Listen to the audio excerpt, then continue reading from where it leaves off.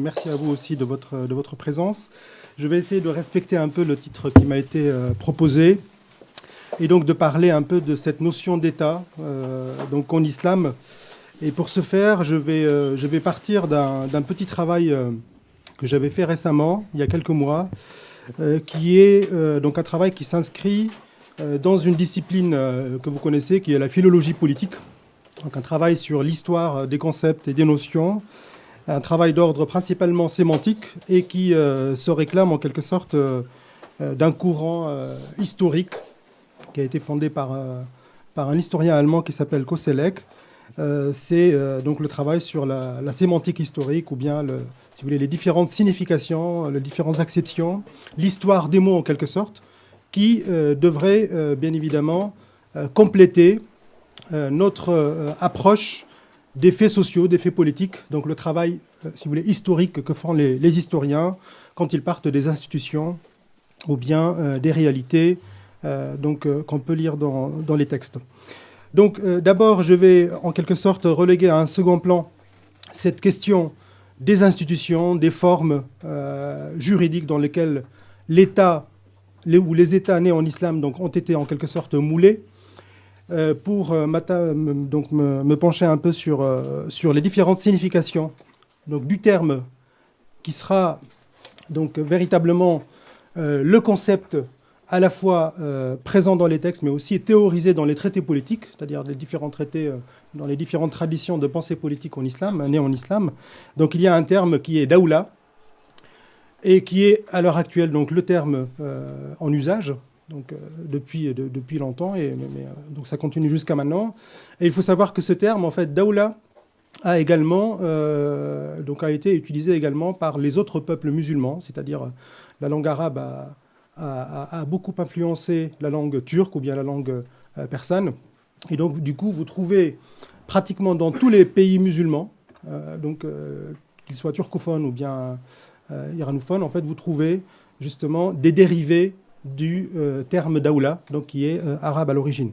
Alors, on observe à peu près la même évolution, donc d'ordre sémantique ou linguistique, à propos du terme État, c'est-à-dire actuellement nous parlons d'État, et on estime que ça proviendrait donc du stato, le mot stato qui a été forgé donc dans la tradition de la pensée politique à partir du XVIe siècle, principalement par un homme que vous connaissez très bien, qui est Machiavel, et qui va lui donner une sorte d'impulsion théorique, en parlant bien évidemment du métier du prince, en parlant de la principauté et du politique d'une manière générale. Donc c'est ce terme-là qui va en quelque sorte donner également État, state, stat en allemand, etc. Donc vous voyez un petit peu, c'est dans cet ordre-là que j'inscris un peu cette réflexion, et je vais essayer bien évidemment de temps en temps de faire de petites comparaisons entre les deux traditions philologiques.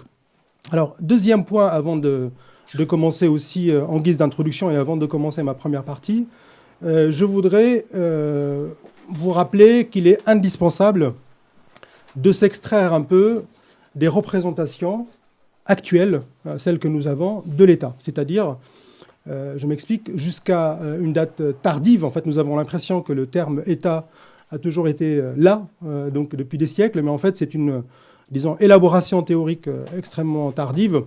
C'est principalement le 19e siècle, j'y reviendrai tout à l'heure.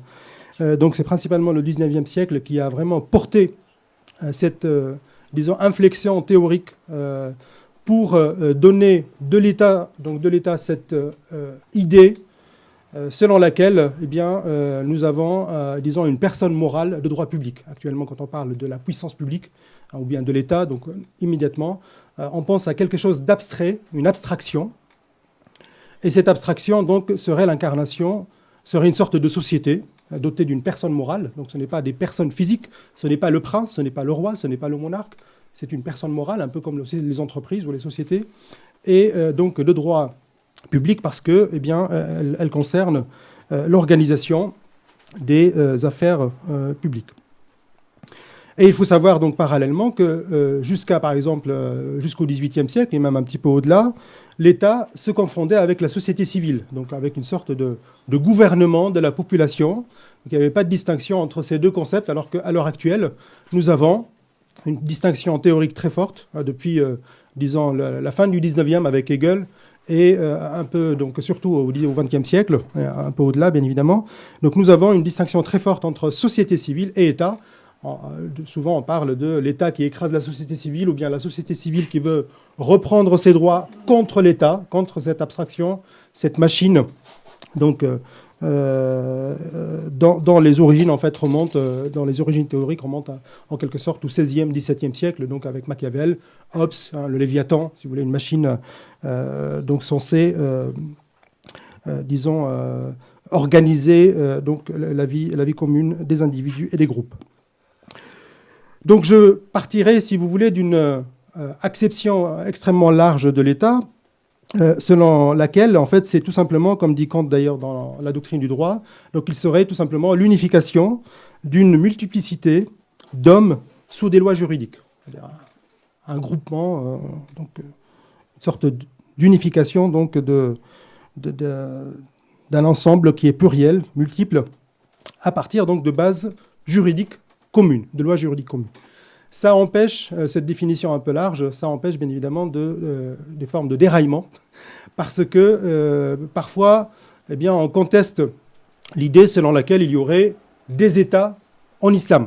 Il y aurait eu des États en islam. Il y a certains historiens, je les ai entendus, qui ont affirmé que on ne peut pas parler d'État en islam dans la mesure où l'État est une création moderne et c'est une création occidentale.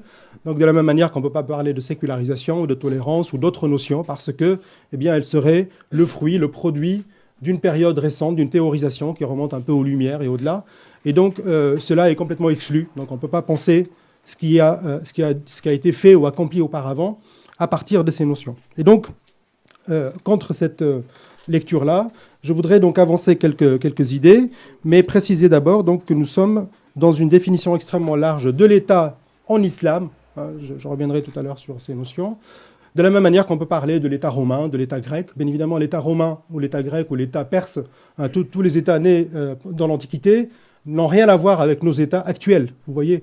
Donc il ne faut pas les ramener à notre horizon à nous, à nos représentations à nous, et faire des projections de ce que, si vous voulez, nous avons accompli depuis quelques temps, donc des projections sur, disons, des productions ou des réalités extrêmement éloignées. Donc voilà, ça c'est, si vous voulez, les deux principes un peu de méthode qui vont guider cette réflexion.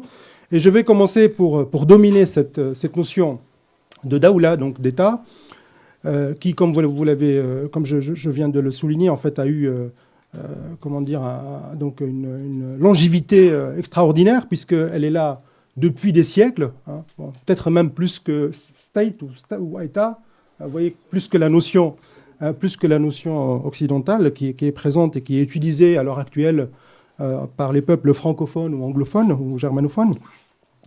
Et donc, je vais partir d'une réflexion d'ordre sémantique, comme je l'avais dit, pour maîtriser un petit peu cette notion et vous montrer un peu son sens politique qui a coexisté avec d'autres significations à l'âge classique de l'islam. Quand je dis l'âge classique de l'islam, en gros, c'est ce qui a été produit donc, en terre d'islam en langue arabe. Ça ne renvoie pas à l'ethnie, c'est parce qu'il peut y avoir des Perses, il peut y avoir des Turcs, des gens d'origines diverses, donc qui ont contribué en fait à des productions intéressantes donc, au niveau de, disons, l'histoire, des disciplines comme l'histoire, comme la philosophie, la théologie, le droit, etc. Et donc, je renvoie, si vous voulez, à des productions qui ont été faites en langue arabe parce que, au-delà, disons, du 14e, 15e, ce qu'on observe, c'est que c'est plutôt d'autres langues qui vont prendre le relais. Hein, c'est le turc, le persan. Donc, la période faste, en quelque sorte, de la production intellectuelle en arabe, donc se fait entre, disons, le 7e et le 14e, 15e siècle. Hein, le dernier penseur étant celui qui a été mentionné tout à l'heure, donc Ibn Khaldoun. Hein, généralement, on pense que Ibn Khaldoun clôture une sorte d'épistémé d'âge classique donc, de l'islam. Voilà, donc je vais commencer par cette, si vous voulez, cette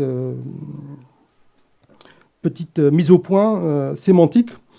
Il faut savoir que le terme daoula vient d'une racine donc, qui est dawala, D-W-L, en arabe, donc c'est des racines trilitères, à partir desquelles, si vous voulez, on forge un peu le lexique, comme l'avaient montré mes collègues ce matin et cet après-midi. à propos donc d'autres notions. Et il faut savoir que l'idée de circularité ou bien d'alternance est vraiment inscrite au cœur même de cette racine. Donc la racine, en fait, renvoie principalement à l'idée de circularité et d'alternance, de passage, si vous voulez, d'un état à un autre état, d'une situation à une autre situation. Et donc cette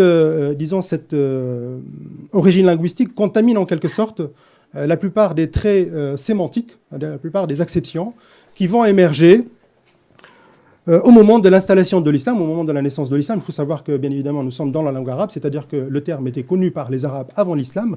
Il était utilisé notamment dans le domaine militaire pour dire que, voilà, un jour, c'est nous qui gagnons, et une autre fois, c'est l'adversaire ou l'ennemi qui gagne et qui l'emporte sur nous. Et on l'utilisait d'ailleurs dans une expression célèbre. Donc, on utilisait la notion d'awala, ou le verbe dérivé de cette racine, pour dire finalement, eh bien, il y a une forme d'alternance au niveau de la victoire, du succès, ou bien de l'échec militaire en guerre. Là, c'est un usage un peu particulier à la guerre. Mais il faut savoir que cette notion donc, d'alternance, cette idée d'alternance, de circularité, de cyclicité, va poursuivre en quelque sorte l'évolution sémantique du terme, qui va vouloir dire donc beaucoup de choses. Alors, je vous les donne en vrac. Nous sommes dans une véritable polysémie à l'âge classique de l'islam. Donc, ce terme signifiait la fortune, la faveur des astres. J'en parlerai tout à l'heure. Le succès, ou bien la victoire, comme je viens de le mentionner. La vicissitude du sort. L'état de domination, donc l'idée de domination. L'idée de force et de puissance. L'idée d'empire, l'empire, dans le sens politique du terme, mais aussi dans le sens moral, quand on parle de quelqu'un qui a un empire sur quelqu'un, un individu qui a un empire, qui a de l'empire, qui exerce un empire sur un autre individu. Ça, c'est un usage classique du terme empire, c'est-à-dire, donc, il a de l'influence. Vous voyez, donc, ce terme-là, cette acception-là, elle était présente aussi dans la notion de Dawla. Enfin, eh bien, le terme désigne l'État, l'organisation juridique unifiée, censée veiller aux affaires des gouvernés et, bien évidemment, censée donc administrer les territoires et les populations. Donc là, c'est un sens qui est purement politique.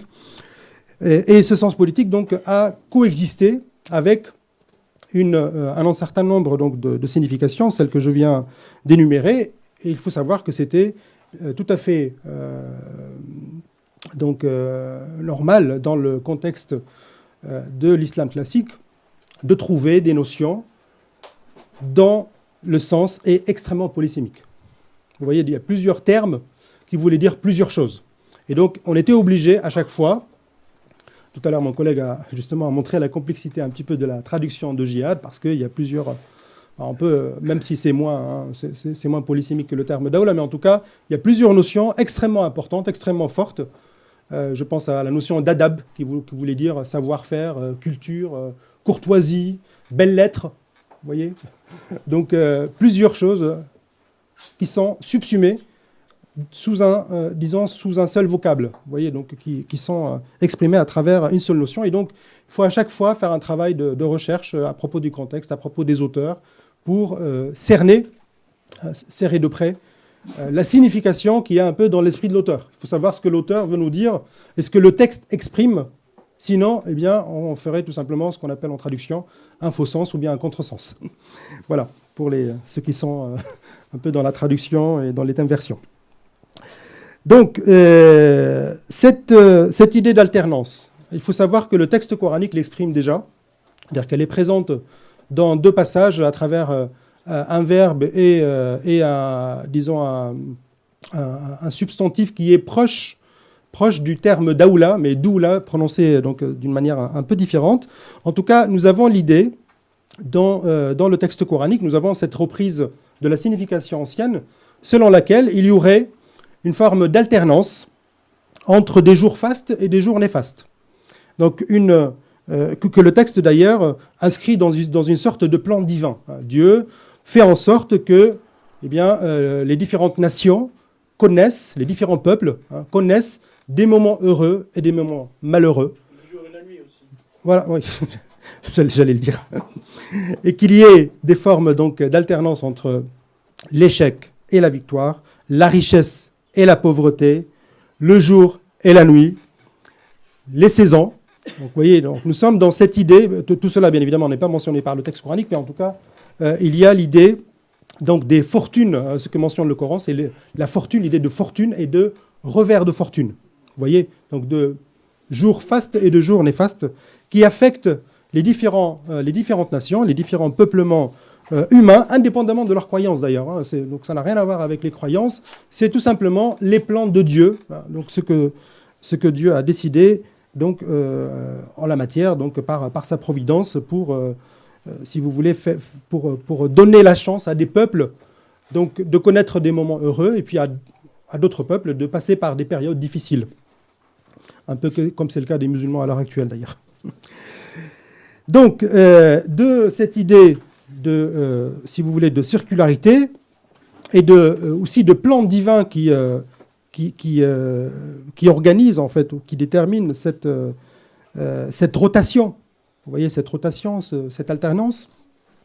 De cela émerge un sens qui va se généraliser dès le début de l'islam, c'est-à-dire vers le 8e, 9e siècle.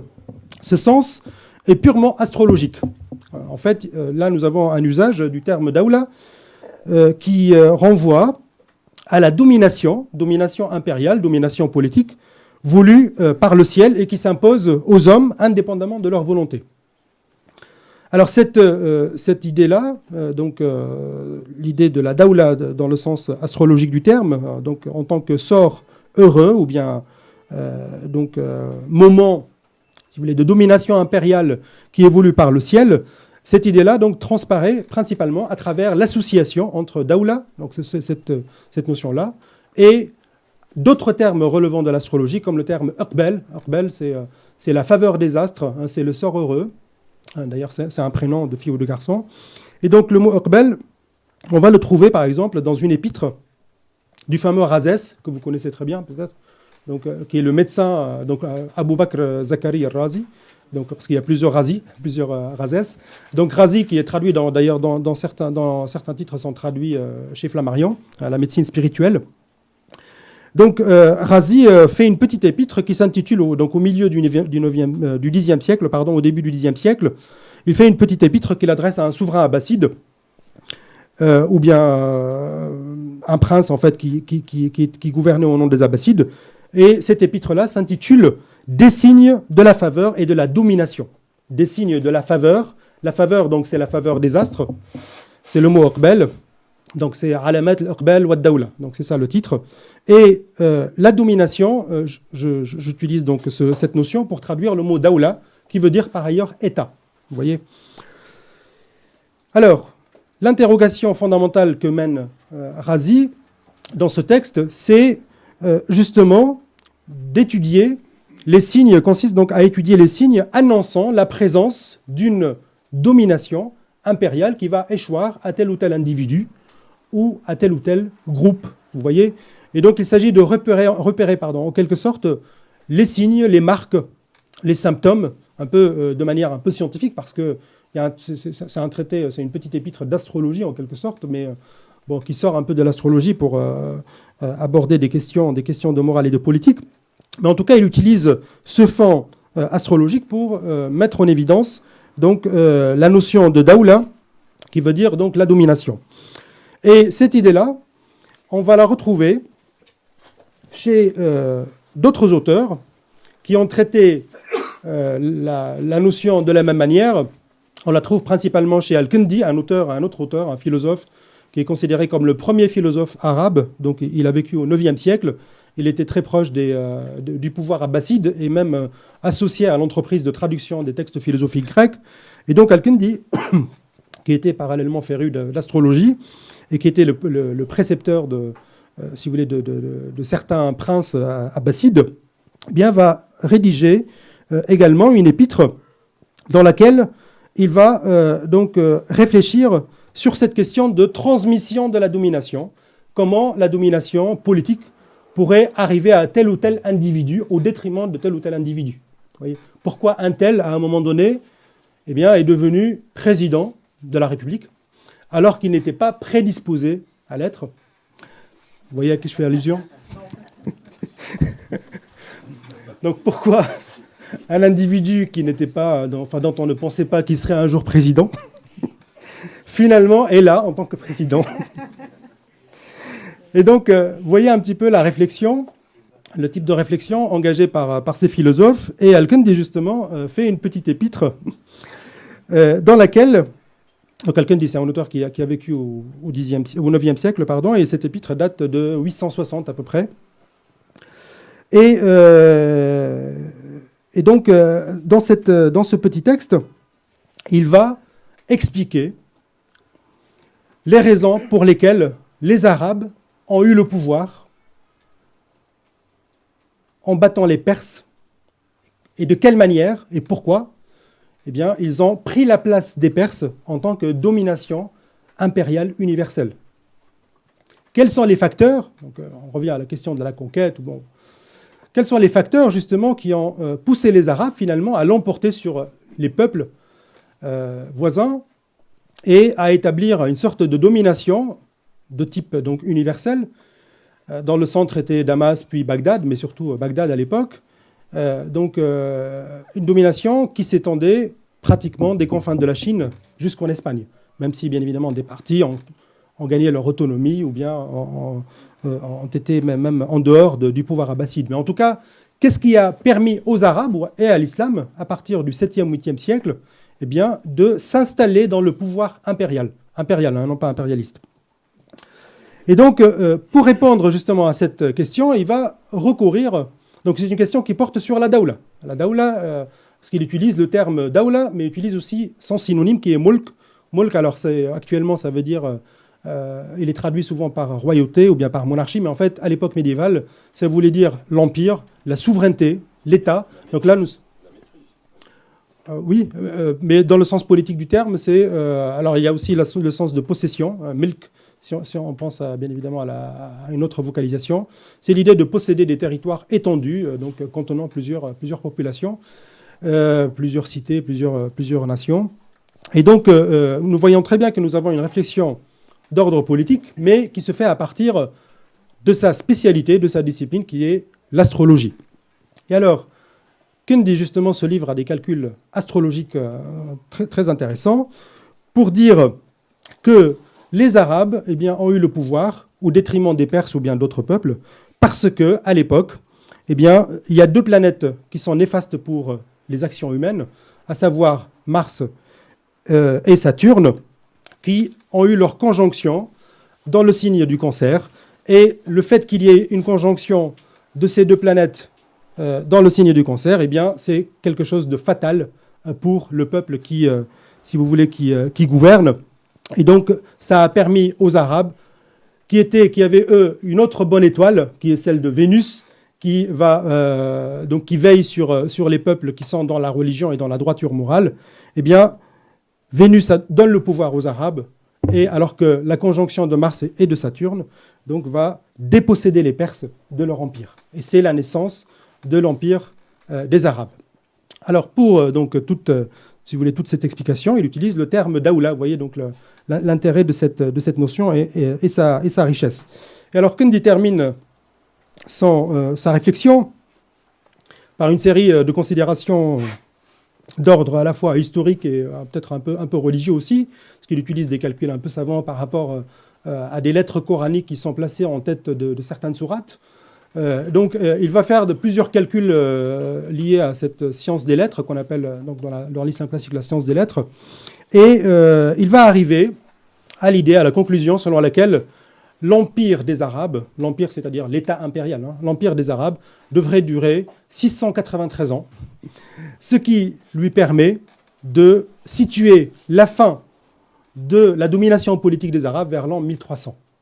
Bon, il faut savoir que l'année 1258 était quelque chose de fatal pour les Arabes, c'est-à-dire la chute du califat de Bagdad. Je ne suis pas en train de donner raison à Al-Kindi à ses calculs, mais en tout cas, j'essaie de vous expliquer que le XIIIe siècle, c'est un moment effectivement d'anarchie et de dépossession du pouvoir des Arabes et de l'entrée en scène, en quelque sorte, d'autres pouvoirs. Mais le processus était là depuis quelques temps. Donc, depuis déjà le 9e siècle, on parle d'une perte du pouvoir réel, et notamment du pouvoir militaire par les Arabes.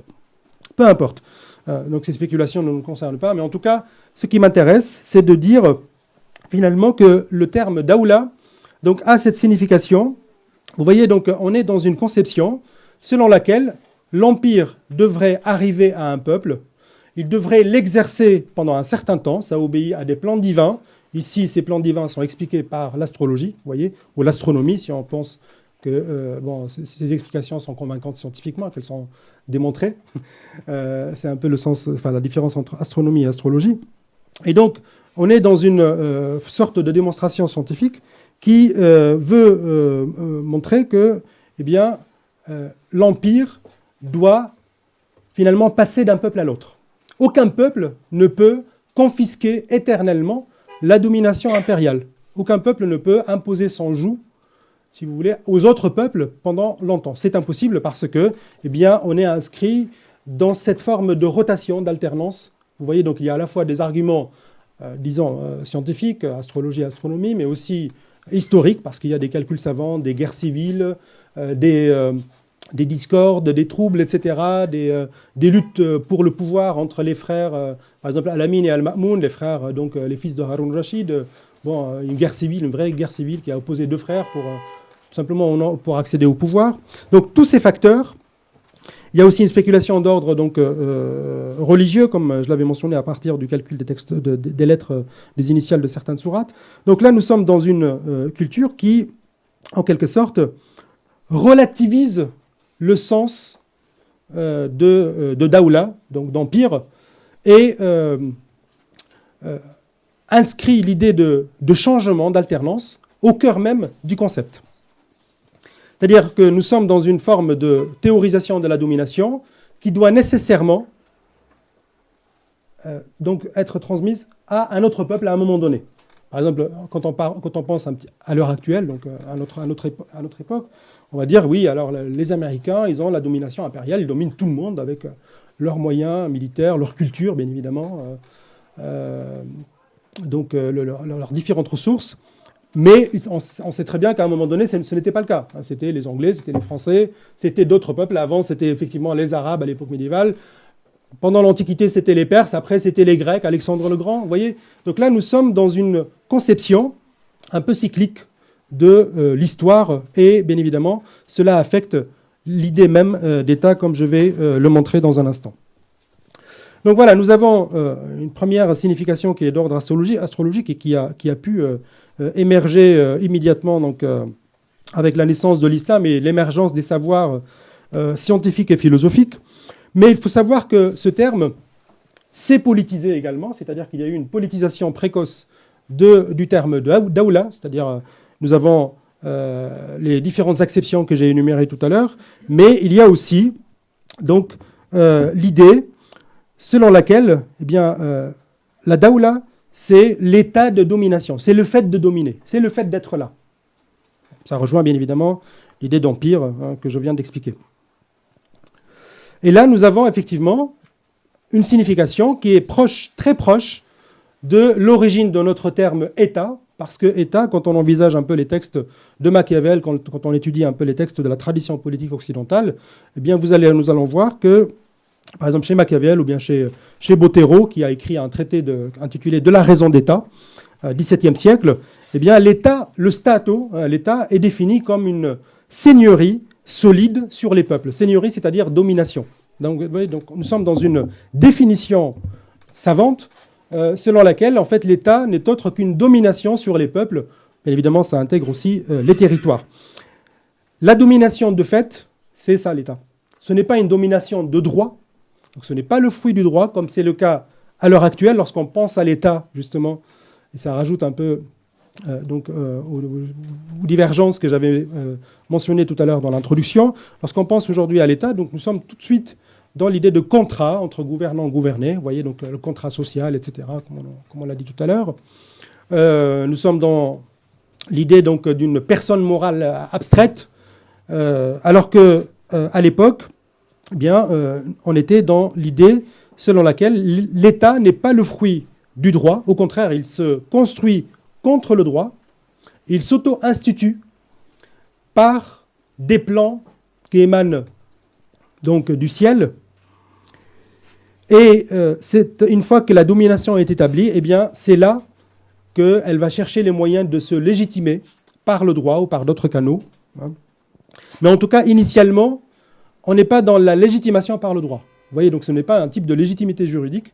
L'État n'est pas concerné, le Stat ou bien la Dawla n'est pas, d'ailleurs jusqu'à une date tardive, jusqu'au 19e pratiquement, donc n'est pas, jusqu'aux Lumières, peut-être un petit peu avant, donc l'État n'est pas concerné par cette, disons, cette juridicisation de, du rapport gouvernant-gouverné. Donc là, nous sommes dans la manifestation, en quelque sorte, d'une réalité qui est d'ordre astrologique, politique et guerrier, surtout guerrier, parce que c'est par la force des armes que eh bien, le prince peut conquérir un territoire, dominer une population, et c'est à la suite de cette domination qu'on va constater eh bien, qu'elle a été légitime parce que c'est Dieu qui l'a voulu, parce que le prince a réussi, et donc cette domination est légitime. Bien évidemment, la légitimation peut être contestée, mais en tout cas, ça, c'est autre chose. On passe à autre chose qui est l'administration, la question de l'administration et du gouvernement. Donc, on n'est plus dans la question de la souveraineté, donc, comment s'établissent les dominations, mais dans la question d'administration et du gouvernement. Voilà, en tout cas, il faut savoir que le terme Dawla donc, est extrêmement polysémique, et que par rapport justement au terme, à l'ancêtre de notre terme État, c'est-à-dire Stato en italien, eh bien, il intègre aussi l'idée de fortune, la fortuna. Donc c'est l'idée de la faveur des astres, dont parlait d'ailleurs Machiavel dans ses textes, ou bien l'idée, si vous voulez, de rénovatio, qui veut dire la restauration, le recommencement, l'éternel recommencement. À chaque fois qu'on fonde un État, eh bien, il faut savoir que cet État exige une sorte de conservation, d'entretien, d'efforts intenses pour maintenir justement la souveraineté, pour conserver la souveraineté. Pourquoi ? Parce que eh bien, d'autres peuples sont là en train d'attendre leur heure, comme on dit, pour confisquer les territoires du prince. Donc c'est des rivaux du prince qui vont effectivement chercher à l'emporter sur lui et donc à prendre sa place. Voilà. Donc on est un petit peu dans cette réflexion-là.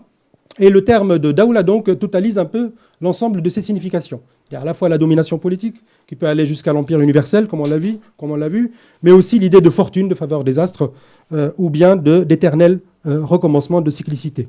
Donc, pour thématiser, pour finir, si vous voulez, cette première partie, qui était un petit peu longue, mais qui va nous permettre d'aller un peu plus vite pour la suite, pour thématiser, il faut savoir que eh bien, ce terme a à peu près 5 acceptions majeures dans les textes que j'ai pu consulter. Je pourrais vous donner, si vous voulez, la référence de ce travail dans lequel j'ai fait un relevé des occurrences dans différents textes à la fois historiques, politiques, littéraires de l'époque classique. Et à partir de là, donc j'ai pu déduire qu'il y a l'idée de circulation. Vous allez voir que c'est vraiment extrêmement polysémique et qu'on peut faire des faux sens rapidement. Donc l'idée de circulation, d'alternance, ça c'est le premier groupement sémantique qui est omniprésent. Ensuite, il y a l'idée de fortune, de succès ou bien de victoire. Troisième groupement, c'est l'idée de force et de puissance. Quatrième signification, c'est l'idée de position de pouvoir, état de domination, c'est le fait d'être là en train de dominer. Enfin, et c'est le sens qui va me permettre en fait de faire la transition donc pour ma deuxième partie, c'est l'idée de l'institutionnalisation de la domination.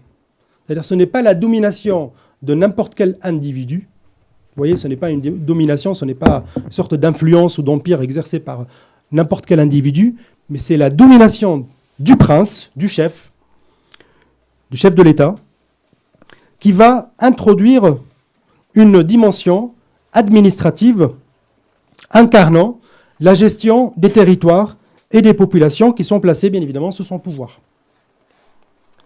Et donc, le prince, je parle en général, le chef, qu'il s'appelle calife, émir ou sultan, peu importe, à ce niveau, si vous voulez, de l'analyse, ce n'est pas, tout cela, ce n'est pas très intéressant donc pour le premier point.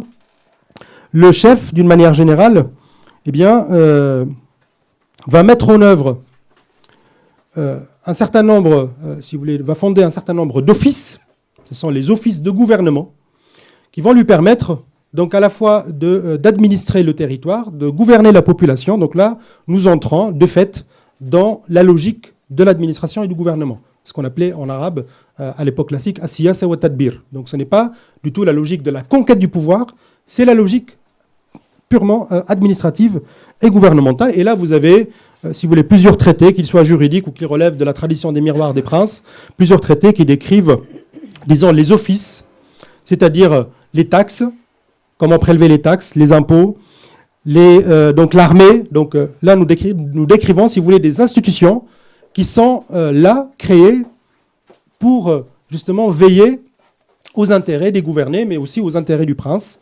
Donc les taxes, les impôts, l'armée, la poste, très développée à l'époque médiévale en islam, la police, bien évidemment, la chancellerie, les ambassades.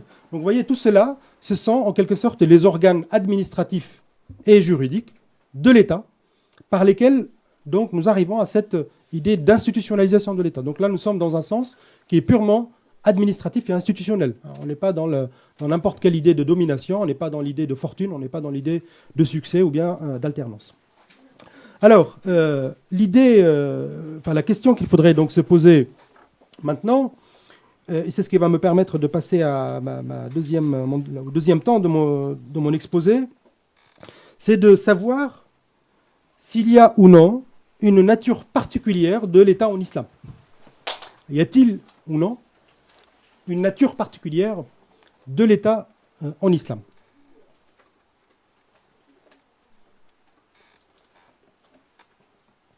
C'est une question extrêmement complexe et compliquée, en raison notamment de la présence, bien évidemment, d'une littérature qu'on appelle islamiste depuis la moitié du XXe siècle, qui nous parle, bien évidemment, donc de, si vous voulez, d'État islamique, de gouvernement islamique, de vêtements islamiques, de parfums islamiques. Donc on prend plusieurs domaines de la vie, de droit, bien évidemment, de loi. On prend plusieurs domaines de la vie, plusieurs aspects donc, disons, des normes, donc les normes à la fois individuelles, morales, sociales, politiques, juridiques, etc. Et on essaie, en quelque sorte, de plier les normes à quelque chose qui serait le produit de l'islam, quelque chose d'islamique. Donc du coup, je reviendrai tout à l'heure sur ce point, mais en tout cas, je voudrais, pour commencer donc, cette deuxième partie, vous dire que je ne suis pas d'accord, d'emblée, avec la thèse de la disponibilité d'un État, d'un modèle, qu'il s'agisse en fait de l'État prophétique, dont on a parlé ce matin, ou bien d'un autre type d'État, qui serait l'incarnation de l'esprit de l'islam, ou bien l'incarnation d'une idée proche de notre période, donc la démocratie ou l'État de droit, etc. Même si, bien évidemment, on peut repérer à un niveau purement général et purement universel des filiations, des ressemblances, mais donc il faut, si vous voulez, les traiter avec beaucoup de prudence.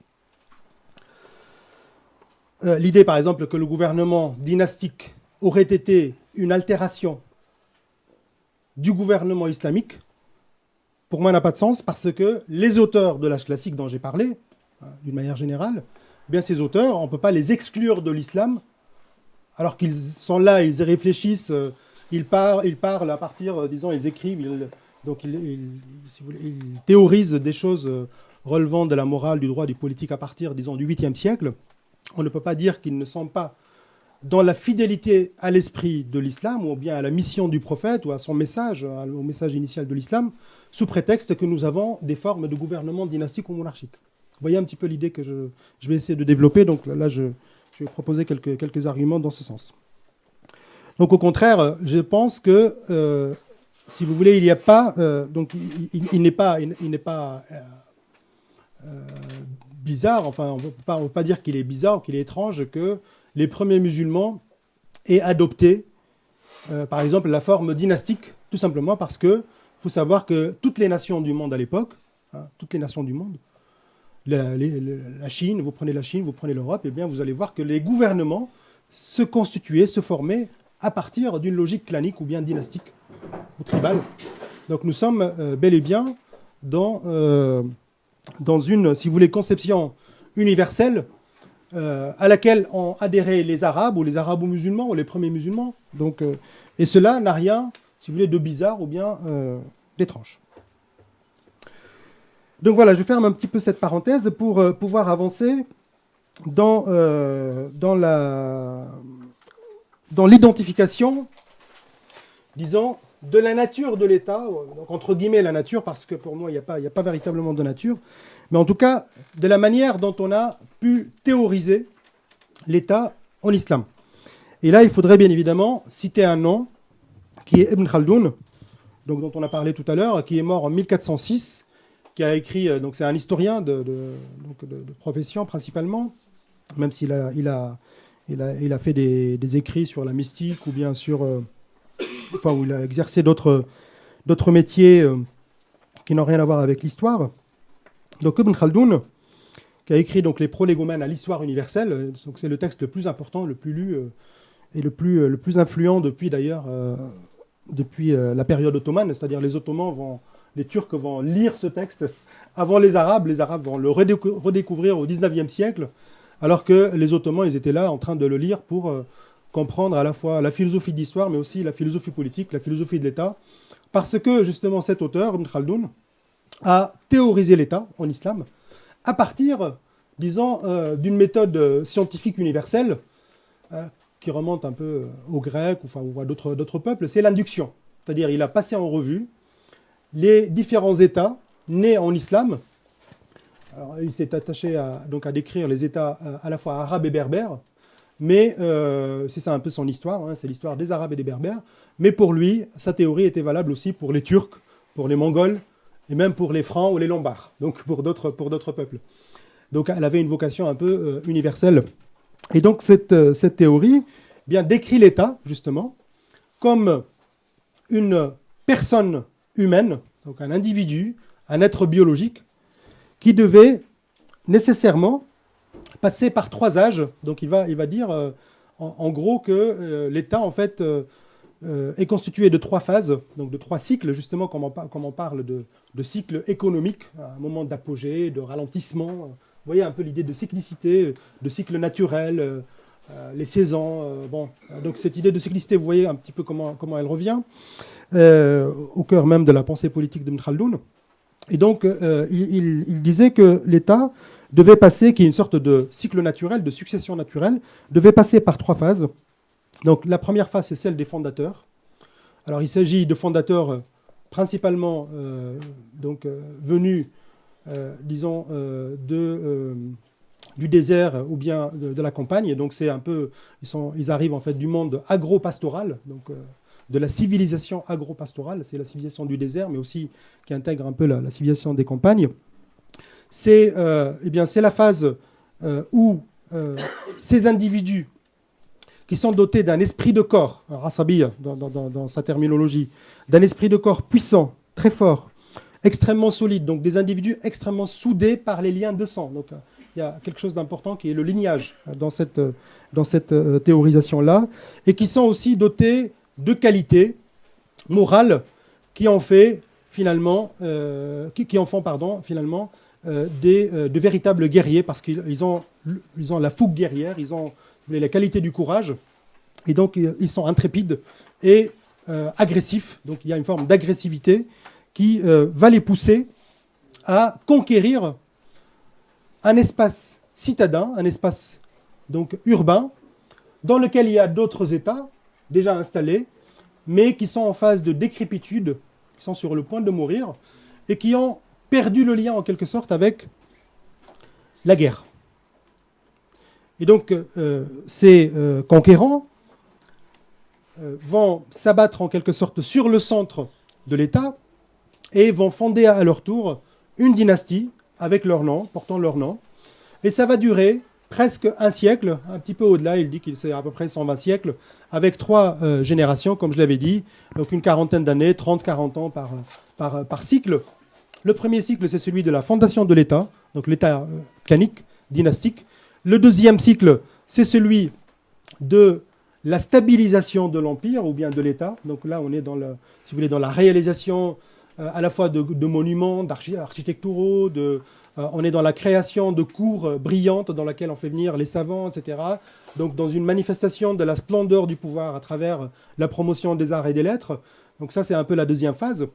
Mais paradoxalement, la dernière phase, eh bien, c'est celle de la décrépitude, celle de la décadence, donc, et de la mort de l'État, de l'extinction, de la lente extinction de l'État. Eh bien, il va attribuer cette extinction à une idée fondamentale qui est le luxe, le raffinement, la recherche du superflu. Bon, ce sont des idées-là, ce sont des idées que nous allons retrouver également chez Machiavel ou bien chez Rousseau, mais sur un autre mode. Mais en tout cas, il faut savoir que c'est ça la cause, si vous voulez, de la mort de l'État. Cette troisième génération a perdu finalement le lien avec les ancêtres guerriers, c'est-à-dire les arrières, les aïeux ou bien les grands-parents, enfin, si on tient compte, si vous voulez, de cette phase d'un siècle. Donc la dernière génération, les héritiers en quelque sorte, finalement, ont perdu le lien avec les qualités guerrières des fondateurs, et c'est ce qui fait que d'autres peuples qui vont venir, donc qui vont ressembler à leurs aïeux, vont venir de très loin, donc des dynasties guerrières conquérantes, vont venir de très loin pour s'abattre sur le centre de la dynastie, s'il est par exemple à Marrakech, en ce qui concerne les Almoravides et les Almohades. Vous voyez, donc les Almoravides durent un siècle. Qu'est-ce qui se passe? Les Almohades commencent à grignoter un peu de terrain, donc ça c'est le Maghreb extrême, commencent à grignoter un peu de terrain avant de s'abattre de confisquer donc, le pouvoir aux Almoravides. Ils vont fonder un nouveau pouvoir à Marrakech, donc ayant pour capitale Marrakech, après il va y avoir une sorte d'extension par la guerre de l'Empire, du clan, et ça va englober pratiquement l'ensemble du Maghreb, enfin en tout cas le Maghreb central et un petit peu l'Est, mais surtout l'Andalousie. Et au bout d'un siècle, qu'est-ce qui se passe? De nouveau, la mort de l'État, de cet État, l'extinction de cet État. Là, c'était pour d'autres raisons, c'est la défaite des Almohades contre les rois catholiques lors de la bataille de Las Navas de Tolosa. Donc, vous voyez un petit peu le cycle. Et donc, cette idée, il va l'appliquer à la fois au peuple du Maghreb, au peuple de l'Orient. Il était le contemporain d'une grande conquête qui va bouleverser le monde musulman. C'est les conquêtes de Tamerlan. Vous voyez, il était même ambassadeur auprès de Tamerlan pour le prier de ne pas toucher au territoire égyptien, parce que après avoir détruit le territoire syrien. Donc, vous voyez un petit peu cette idée, de quelle manière donc, et dans quel contexte elle a pu émerger, et de quelle manière Ibn Khaldoun donc, l'a théorisé. Donc là, nous sommes dans une conception de l'État. J'essaie d'avancer un peu plus vite. Donc, nous sommes dans une conception de l'État qui rappelle un peu le cycle polybien. Alors, Ibn Khaldoun, généralement, on le compare parce qu'effectivement, c'est un auteur très proche de notre mode de pensée qui est rationnel.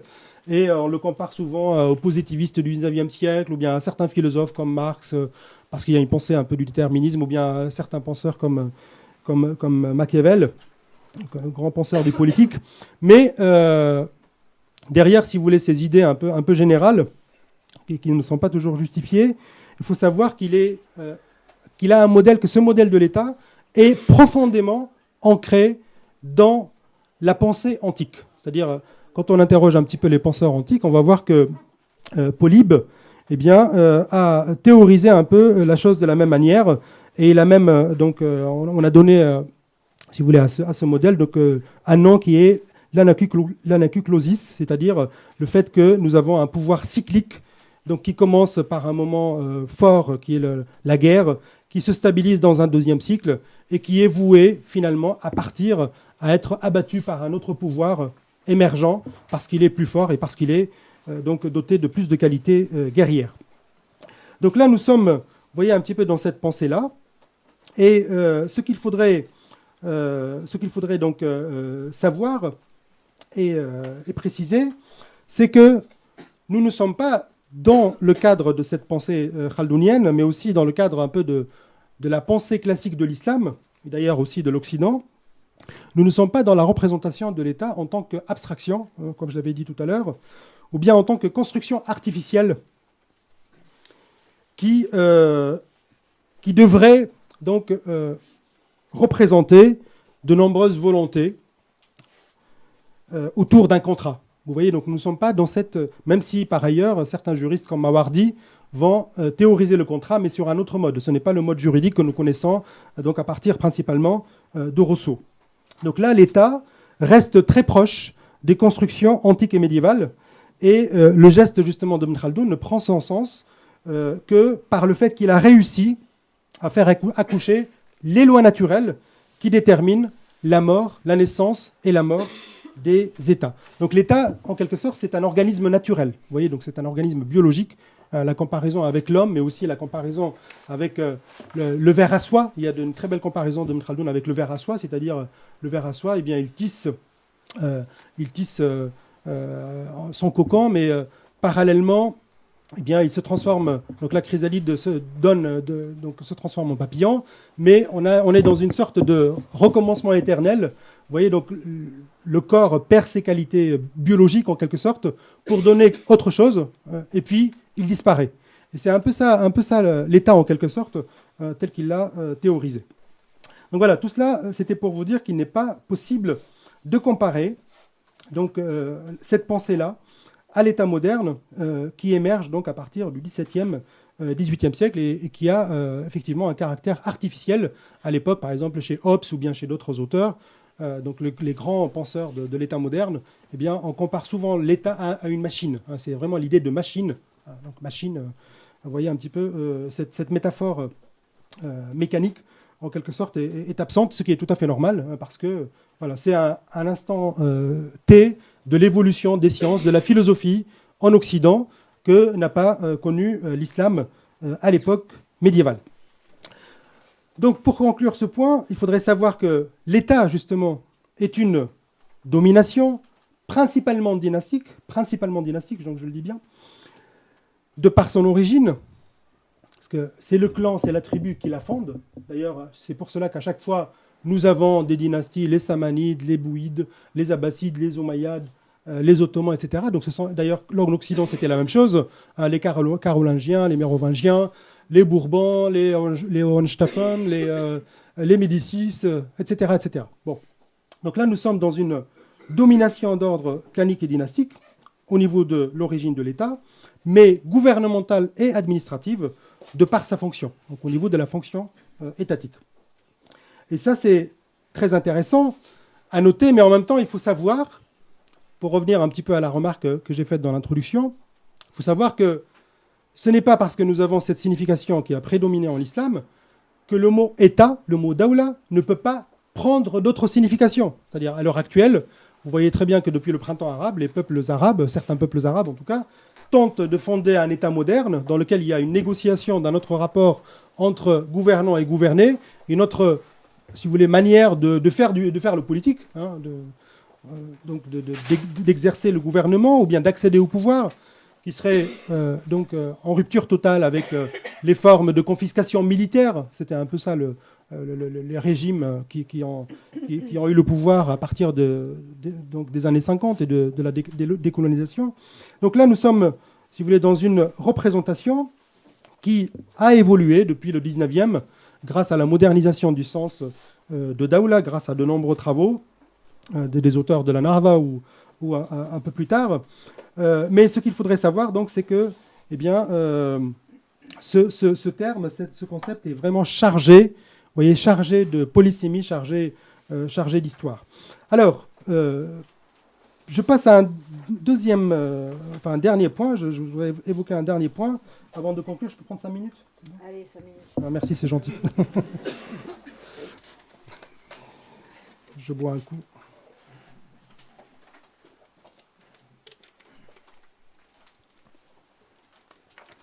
Alors le dernier point, ou l'avant-dernier point, en fait j'ai menti, je peux prendre 10 minutes. Ça va être un quart d'heure. 6 minutes. Donc disons, l'avant-dernier point, c'est Donc, rapidement, je vais résumer, ne vous inquiétez pas. Encore, ils ont l'air, ça va, ils ont l'air réveillés, attentifs. Bon, très bien. On peut y aller. Si le public m'acclame, pas de souci. Donc, je disais, oui, il y a un point important qui a été discuté un petit peu par les spécialistes de l'islam, donc ce qu'on appelle islamologues, même si je n'aime pas trop ce terme, mais en tout cas les spécialistes de l'islam, dans une partie bien évidemment de la tradition orientaliste, et chez certains auteurs de la tradition orientaliste, eh bien, nous trouvons l'idée selon laquelle donc on ne peut pas parler d'État dans le sens institutionnel du terme, c'est-à-dire celui que j'avais expliqué tout à l'heure, et qu'il faudrait donc, à chaque fois qu'on trouve le mot daoula dans les textes classiques, le traduire par gouvernement dynastique.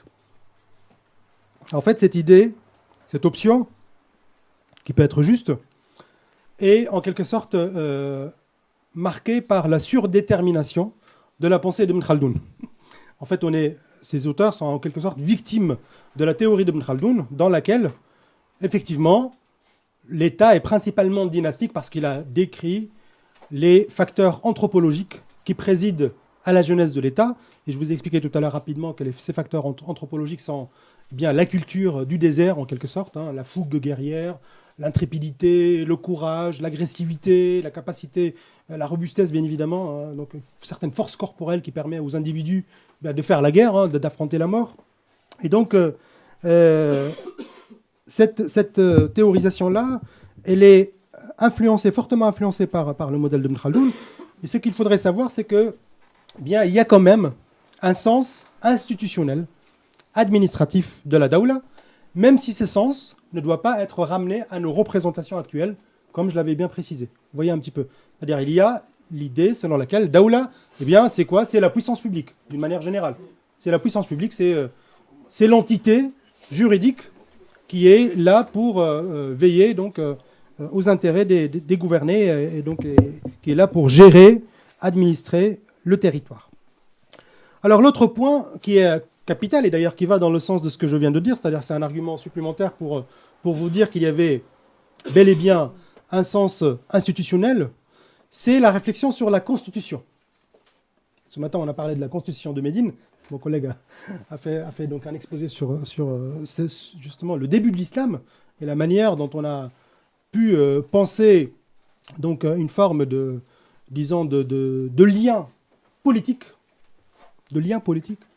capable en fait de transcender les appartenances religieuses et tribales, même si bien évidemment il y a un point fort, encore fort, de la tribu, c'est-à-dire dans la charte de Médine, on décrit les tribus, les groupes, etc. Et puis on dit, on les nomme, on les désigne pour dire voilà comment il faudrait procéder.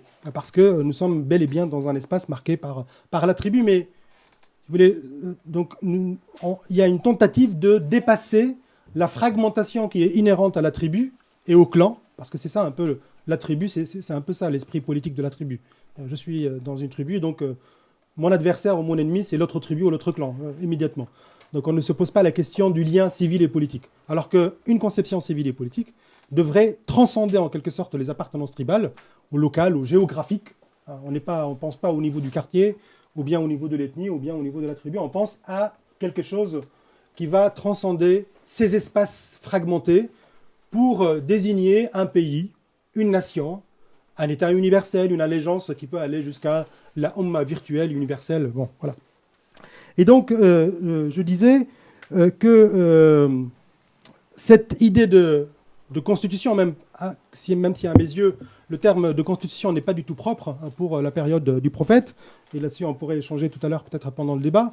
Donc, l'idée de constitution a bel et bien été théorisée, même faiblement, dans la tradition de la pensée politique de l'islam. Et là, il ne faut pas regarder uniquement du côté des textes religieux, du côté des textes, si vous voulez, ou bien historiques, mais il faut voir aussi du côté des textes philosophiques, de philosophie politique, ou bien des textes, disons, de traités politiques, de traités de gouvernement, des textes de Miroir des Princes. Donc là, ce sont vraiment les deux grandes traditions de pensée politique en islam. Et là, ce qu'il faudrait noter immédiatement, c'est une sorte de désarroi qui s'est emparé de certains spécialistes, comme Émile Tian, qui est vraiment un grand chercheur sur la question du droit, principalement, le droit et l'organisation. Il a fait donc un livre important qui s'appelle L'organisation judiciaire du monde musulman. Donc, un travail des années 50-60 par là, mais en tout cas qui est resté quand même une grande référence pour la pensée du droit en islam. Donc Émile Tian, par exemple, dans différents textes, décrit, disons, la constitution née en islam, non pas propre à l'islam, mais née en islam. Il est décrit sous différents vocables. Par exemple, il va dire que ce que nous avons en islam, c'est une constitution monocratique, en pensant au gouvernement monocratique, cela veut dire absolu. C'est donc en lien avec la personne qui gouverne toute seule. Donc là, c'était en pensant principalement au gouvernement prophétique. Il va mobiliser aussi une autre notion qui est la théocratie. Il va dire qu'en islam, eh bien, nous avons un gouvernement théocratique.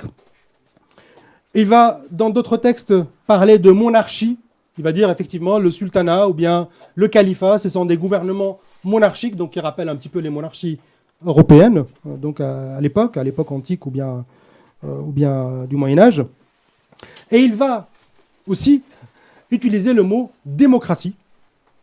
Vous voyez, démocratie, pour décrire les types de gouvernements nés en islam. Donc vous voyez un petit peu ce désarroi, enfin bon, qui n'est pas voulu, mais en quelque sorte qui traduit la difficulté de saisir le type de constitution ayant prévalu en islam. Alors justement, c'est quoi c'est quoi la constitution qui a été promue par les souverains du monde musulman? Alors est-ce que c'est la monocratie? Est-ce que c'est la théocratie? Est-ce que c'est la monarchie? Est-ce que c'est la démocratie? D'une manière générale, on parle de théocratie parce que c'est très commode de dire qu'en islam, il y a une fusion entre le politique et le religieux, que nous sommes dans une forme de césaropapisme. Donc là, c'est une idée qu'on trouve également dans pas mal de travaux de certains collègues qui sont spécialistes de pensée politique en islam. Mais vous voyez très bien que nous sommes dans une tentative, à travers ce que fait Tian, dans une tentative de saisir, disons, la constitution en islam à travers le mode d'exercice du pouvoir, quand il parle de monocratie, de pouvoir absolu. Donc là, c'est le mode d'exercice qui est personnel. Ou bien, il cherche à la saisir à travers, disons, l'origine, d'où vient le pouvoir, comme dans la formule paulinienne, tout pouvoir vient de Dieu. Là, ça a été repris effectivement par l'islam, ou théorisé de cette manière-là. Ou bien il cherche à la saisir à travers la question donc, de la distribution des instances juridiques organisant la cité. Et à chaque fois qu'il trouve, par exemple, une forme par exemple, de participation ou bien de distribution du pouvoir, il va dire que c'est un gouvernement démocratique. Quand il pense si vous voulez, au système donc de transmission du pouvoir, on pense immédiatement à la monarchie. Vous voyez, parce qu'effectivement, dans la tradition islamique, dans la tradition constitutionnelle, d'ailleurs, par exemple, si vous prenez les statuts gouvernementaux de la Mawardi, qui a été perçu comme un traité de droit public, eh bien, nous avons donc la théorisation de la transmission par testament. Donc, il y a un héritier présomptif à qui, si vous voulez, on rédige un testament et qui reçoit le pouvoir de cette manière-là.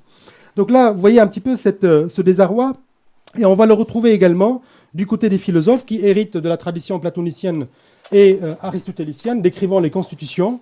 Mais là, je n'ai pas le temps de m'étendre sur ce point, mais en tout cas, il faut savoir que des noms comme Farabi, qui ont été évoqués d'ailleurs ce matin, ou cet après-midi, Farabi, Averroès, avant-passe principalement, donc Al-Farabi, Ibn Rushd et Ibn Baja.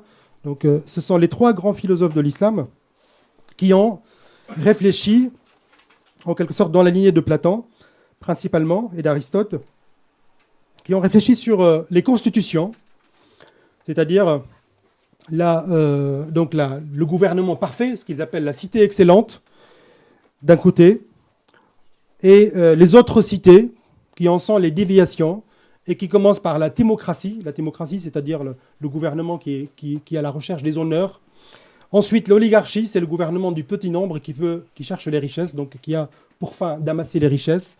Ensuite, la démocratie, qui est le gouvernement des groupes, c'est-à-dire des clans, et qui est une sorte de bazar de constitution, selon les termes de Platon dans la République. Enfin, la tyrannie, qui est une forme de dégénérescence totale de l'État, puisque nous avons un gouvernement arbitraire qui n'obéit qu'aux caprices de l'homme qui est au pouvoir, du chef. C'est un peu ça la classification classique des constitutions, et ça a été repris par les philosophes arabes, bien évidemment pas de manière totalement fidèle à l'esprit de Platon et d'Aristote, parce qu'il y a eu une réflexion de leur part sur la situation historique, les contextes historiques des Arabes donc à l'époque, ou bien des musulmans à l'époque. Et à titre d'anecdote, il faut savoir que beaucoup de penseurs comme Avant-Pass et Averroès estimaient que la plupart des gouvernements musulmans de l'époque, en l'occurrence l'Andalousie et le Maghreb, étaient des gouvernements démocratiques. Pourquoi ? Parce que la démocratie, dans leur esprit, et d'après leur lecture de Platon et d'Aristote, c'était un peu le gouvernement des clans, des groupes dans lesquels on peut s'exprimer librement. C'est le gouvernement de la liberté. C'est le gouvernement qui n'a pas de chef. D'ailleurs, c'est ça le sens de la démocratie chez Platon. Et donc, ils avaient, en étudiant les constitutions et l'histoire politique du monde musulman, ils avaient estimé que c'était des démocraties dans ce sens-là.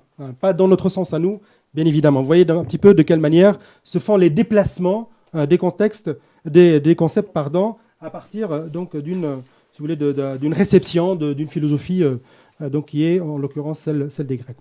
Alors en conclusion, et je vous remercie d'avoir été patient, en conclusion, je voudrais d'abord insister sur un point fondamental qui est la nécessité de sortir de toute forme d'essentialisation linguistique. On parle beaucoup de l'essentialisme, ou bien du culturalisme, ou bien du substantialisme qui est un petit peu devenu inhérent à l'islam, et je remercie mes collègues d'avoir mis en évidence justement la nécessité de sortir de ces considérations, parce que quand on parle de la guerre ou bien de la politique, parce que c'est important d'aborder les choses sereinement et de contextualiser, et puis de ne pas être la victime de représentations ou bien d'idées préconçues. Mais il faut savoir que malheureusement, il y a toujours une forme d'essentialisme linguistique, d'ailleurs, qui est très présente avec la question du djihad, et dont les responsables sont aussi les musulmans. C'est-à-dire ce ne sont pas seulement, on stigmatise toujours l'orientalisme, mais il faut savoir qu'une partie des musulmans, pas tous bien évidemment, mais une partie, principalement née à partir de l'idéologie islamiste, donc des années 50-60, et qui ont prospéré pour différentes raisons, géopolitiques, politiques, sociales, etc. Ce n'est pas le sujet, mais en tout cas qui ont pu prospérer pour donner ce qu'on observe depuis quelques années, malheureusement, dans pas mal de pays arabes, à travers les phénomènes du djihadisme. Donc, il y a une forme d'essentialisme linguistique qui fait que, on va chercher une signification arrêtée de tel ou tel concept. C'est-à-dire, on va penser qu'il y a quelque chose comme l'État islamique, une image donc définitive de la manière dont l'État devrait être en islam, ou bien devrait être construit par des musulmans, par des arabes ou par d'autres peuples. Et on pense pouvoir rentrer, donc, si vous voulez, les représentations que nous avons dans donc, le type d'organisation censé finalement donc, être fidèle à un modèle. Voilà. Et là, il faudrait, à travers ce que j'ai essayé de vous montrer sur la polysémie du mot daoula, vous voyez, il faudrait sortir de cet essentialisme linguistique. Vous l'avez très bien remarqué, j'espère. Le sens a pu évoluer, donc il a donné lieu à plusieurs acceptions. Il n'a jamais été figé. Et si à l'âge classique, il y a eu un modèle ou bien une théorisation d'un modèle, comme on l'a vu avec Ibn Khaldoun, autour du clan, il faut savoir que les Arabes, ou bien les musulmans en général, pourraient sortir justement de cette représentation clanique ou tribale, qui est encore à l'œuvre d'ailleurs dans certains...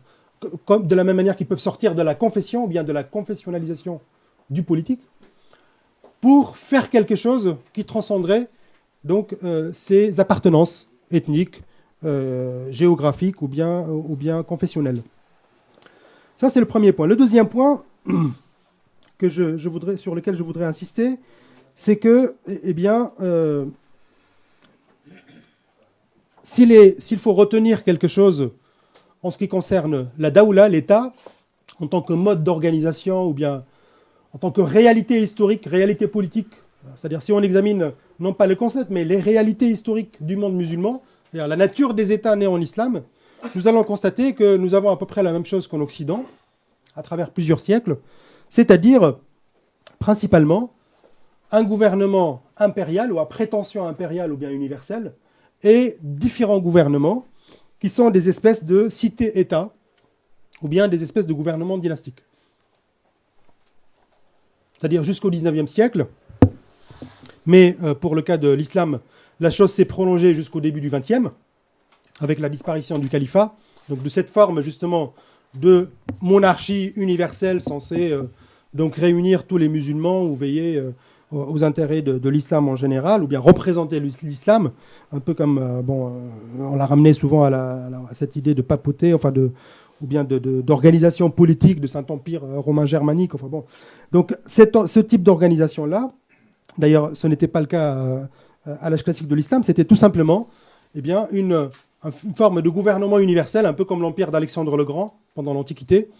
Vous aviez un pouvoir central à Bagdad et donc une satellite d'État, de territoire qui étaient les vassaux, bien les fidèles du régime central, ou bien des États qui étaient en dissidence, c'est-à-dire qui pouvaient tout simplement prendre leur autonomie en Andalousie avec les Omeyyades, ou bien à l'est, vers l'est de l'Iran, par exemple avec les Samanides, une dynastie ou bien les Ghaznavides un peu plus tard, entre le Xe et XIe siècle. Donc là, vous voyez un petit peu, nous sommes, du point de vue des réalités historiques, nous sommes dans une forme de tiraillement entre, disons, le gouvernement impérial d'un côté, universel. Les deux grands exemples de gouvernement universel en islam, ce sont les Abbassides à l'époque médiévale et les Ottomans à l'époque moderne. Donc là, c'est vraiment des empires qui ont duré 5 siècles à peu près, avec bien évidemment des moments d'apogée, des moments de décadence, de faiblesse, etc. Troisième et dernière remarque, et je termine par là et je vous remercie beaucoup de votre patience, c'est la notion d'État islamique, qu'on entend donc depuis quelques années, mais qui était présente dans certains discours chez les pères fondateurs de l'islamisme, vraiment les penseurs, les grands théoriciens et grands penseurs de l'islamisme. Je vise principalement Maudoudi, un indo-pakistanais, donc Abul Ala al-Maudoudi, et Sayyid Qutb, vraiment un Égyptien. Donc là, nous avons les deux grands penseurs qui ont nourri, qui ont irrigué en fait la pensée de l'islamisme des années, disons 40-50 jusqu'à nos jours. Et donc là, nous avons l'idée selon laquelle il y aurait quelque chose qui serait conforme à l'islam, mais d'un point de vue religieux, c'est-à-dire nous ne sommes pas dans une perspective civilisationnelle ou bien historique. Quand on parle de gouvernement islamique ou bien de loi islamique ou bien d'État islamique ou de vêtements islamiques, on pense non pas aux réalités produites en terre d'islam d'un point de vue civilisationnel et historique, c'est-à-dire comment les différents musulmans, les différentes ethnies, les différentes nations, etc., les différents peuples qu'est-ce qu'ils ont produit, vous voyez, concrètement, sur le plan politique, comme organisation politique, donc l'État, mais on fait le schéma inverse, c'est-à-dire on procède par une fixation d'une essence particulière qu'on appelle l'État islamique, et on cherche en quelque sorte à faire entrer les représentations que les islamistes eux-mêmes ont de l'État, on les fait rentrer dans cette idée d'État islamique. On les enferme en quelque sorte dans l'expression d'État islamique. Je ne sais pas si je me suis expliqué, mais en tout cas, voilà. C'est l'idée selon laquelle il y a une forme de figement conceptuel qui accompagne cette élaboration depuis un peu plus d'un demi-siècle et qui empêche finalement de penser l'histoire politique, qui empêche de penser l'histoire des notions, l'histoire donc sémantique, l'évolution, donc l'historicité, si vous voulez, de ces différentes notions que j'ai mentionnées. Et le plus grand problème, et je lance donc cette idée à titre donc pour ouvrir un peu le débat, Le plus grand problème, c'est que dans cette pensée qu'on appelle islamiste, ou ce qu'on appelle l'islam politique, mais à mon avis, ce n'est pas du tout un islam politique, c'est l'islam impolitique. Donc, dans cette pensée-là, le plus frappant, c'est que tout est mis en œuvre pour lutter contre l'idée d'État. C'est-à-dire, il y a la volonté de détruire même le concept d'État et de détruire même le concept de souveraineté. Pour ça, par exemple, si vous lisez très bien les textes, il n'y a pas l'idée de souveraineté. La souveraineté, on ne peut pas dire que le peuple est souverain. On ne peut pas dire que le sultan ou le prince ou le calife est souverain uniquement Dieu. Donc là, il y a une forme, si vous voulez, de contestation de l'idée d'État qui passe complètement inaperçue dans les discours qui reprennent un peu l'idée d'État islamique, etc. Parce que cette imposition de ce discours, en fait, nous fait penser constamment qu'il y a quelque chose de disponible qu'on va choper dans l'histoire, dans les différents tiroirs, gouvernement, vêtements, etc., et qui serait l'incarnation de l'orthodoxie en islam. Or, cela ne peut absolument pas avoir lieu. Je vous remercie. Merci beaucoup. Merci, juste une petite question. Merci, Makaram. Donc, le dernier point que tu n'as pas encore pu aborder en raison de la patience de Chloé. Juste la différence, si tu veux bien l'aborder, entre l'État avec un E majuscule et l'État avec un E minuscule. Et comme en arabe, il n'y a pas de majuscule et de minuscule, donc on doit revenir à la polysémie du terme que tu as bien voulu aborder. Donc, juste cette distinction. Je préfère répondre au fur et à mesure. Oui, parce que comme ça, je serai bref. Donc, oui, effectivement, cette idée disons, de confusion ou une certaine indistinction entre l'État en minuscule et l'État majuscule, vous la trouvez chez un auteur qui a été mentionné tout à l'heure, qui est Rousseau. Vous lisez Rousseau, vous allez voir que le terme État, donc il y a une sorte d'hésitation entre l'État en minuscule et l'État en majuscule. On voit très bien que là, nous sommes dans une phase d'émergence, de l'émergence du concept moderne d'État, avec E majuscule, en tant qu'idée abstraite, l'incarnation de ce contrat entre gouvernant-gouverné, et d'un type particulier, d'une pensée particulière du contrat, qui n'est pas celle des médiévaux, parce que les médiévaux aussi avaient théorisé le contrat. Chez Mawardi, il dit al-imamatu aqd, donc l'imama est un contrat. Donc tout de suite, il y a la pensée de contractualiste, mais c'est une autre conception du contrat. Donc je disais, l'État, effectivement, État avec E minuscule, c'est l'état de domination, c'est un peu la daoula en tant que domination individuelle ou politique, qui devient l'État avec E majuscule, parce que l'État avec E majuscule, c'est quoi ? C'est l'organisation, la puissance publique, qui transcende un peu les individus, même si ça reste un peu le pouvoir du prince. Voilà, la réponse est dans la question. Enfin, la question, elle est extrêmement liée, et dans l'analyse philologique de daoula, on la voit très bien.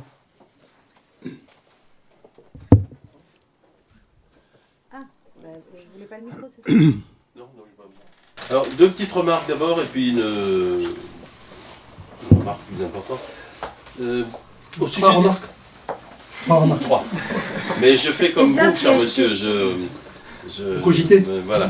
Alors, première remarque, Ibn Khaldoun. Alors, juste une petite remarque. Vous avez dit qu'il avait été oublié par les Arabes. Pas tant que ça, parce que c'est vrai que c'est d'Égypte avec Mohamed Ali qui est allé chercher le Muqaddima en arabe pour la publier. Mais des études ont été faites qui montrent qu'à chaque génération au Maghreb, et notamment au Maroc, des ambassadeurs qui venaient en Europe, en Espagne, etc., essayaient d'analyser la société européenne à travers la grille de lecture de Ibn Khaldoun. Donc ça n'a pas été... Évidemment, ça n'a pas eu l'importance que ça avait à Istanbul, où ça faisait partie du patrimoine qu'il fallait étudier pour être lettré. Alors, deuxième petite chose, au Maghreb, pour parler du gouvernement, il y a le Hukuma, qui n'est pas exactement Daoula. Il y a Hukuma, qui est largement utilisé. Vous parlez de quelle période ? Au 19e. 19e. Donc et puis c'est resté dans l'imagerie populaire, Hukuma, pour dire tout ce qui est administration, c'est Hukuma. C'est très récent. Et le Hakim, alors, d'après ce que j'ai compris, ça vient de la période ottomane. Absolument, je rebondirai. Ouais. Alors, la question que je me pose, c'est sur Qutb. Alors, il y a une question importante. Je pense qu'il faut pas confondre Maoudoudi, Qutb, etc. avec ce qu'on appelle les salafistes, enfin tout ce retour puritain, parce qu'il n'est pas politique. Il y a tout un recours au puritanisme aujourd'hui dans tout un tas de courants qu'on a mis dans l'islamisme en général, qui n'ont rien à voir avec la politique. Le tablir, tout ça. Et puis, quand je parle de Qutb, ça c'est intéressant, parce qu'effectivement, Maoudoudi parle, ça ne suffit pas que l'État soit l'État d'un pays musulman, il faut qu'il soit islamique. C'est Maoudoudi qui a donné ça. Et Qutb l'a repris en systématisant. Alors, ce qui est intéressant, c'est qu'il reprend les catégories de Rousseau, mais à l'envers. Il reprend l'idée de souveraineté et de légitimité. Mais il change les mots. En fait, il y a un problème de traduction parce qu'on passe par l'anglais. Il faudrait faire tout le travail, etc. Parce que quand il parle de souveraineté, il dit elle est à Dieu, alors que Rousseau dit elle est au peuple.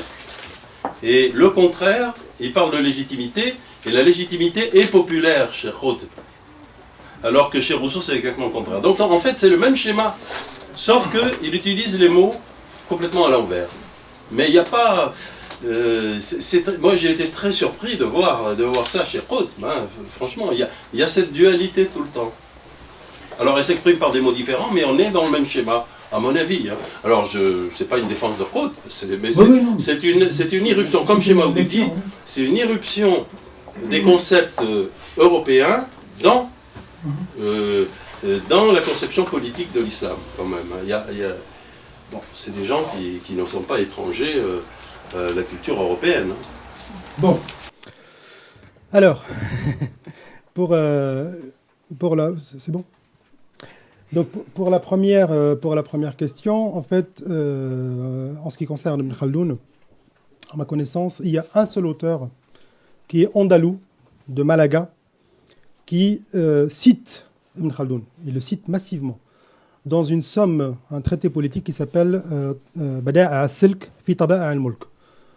Alors, les perles merveilleuses en matière de souveraineté politique, enfin pour traduire de manière un peu littérale.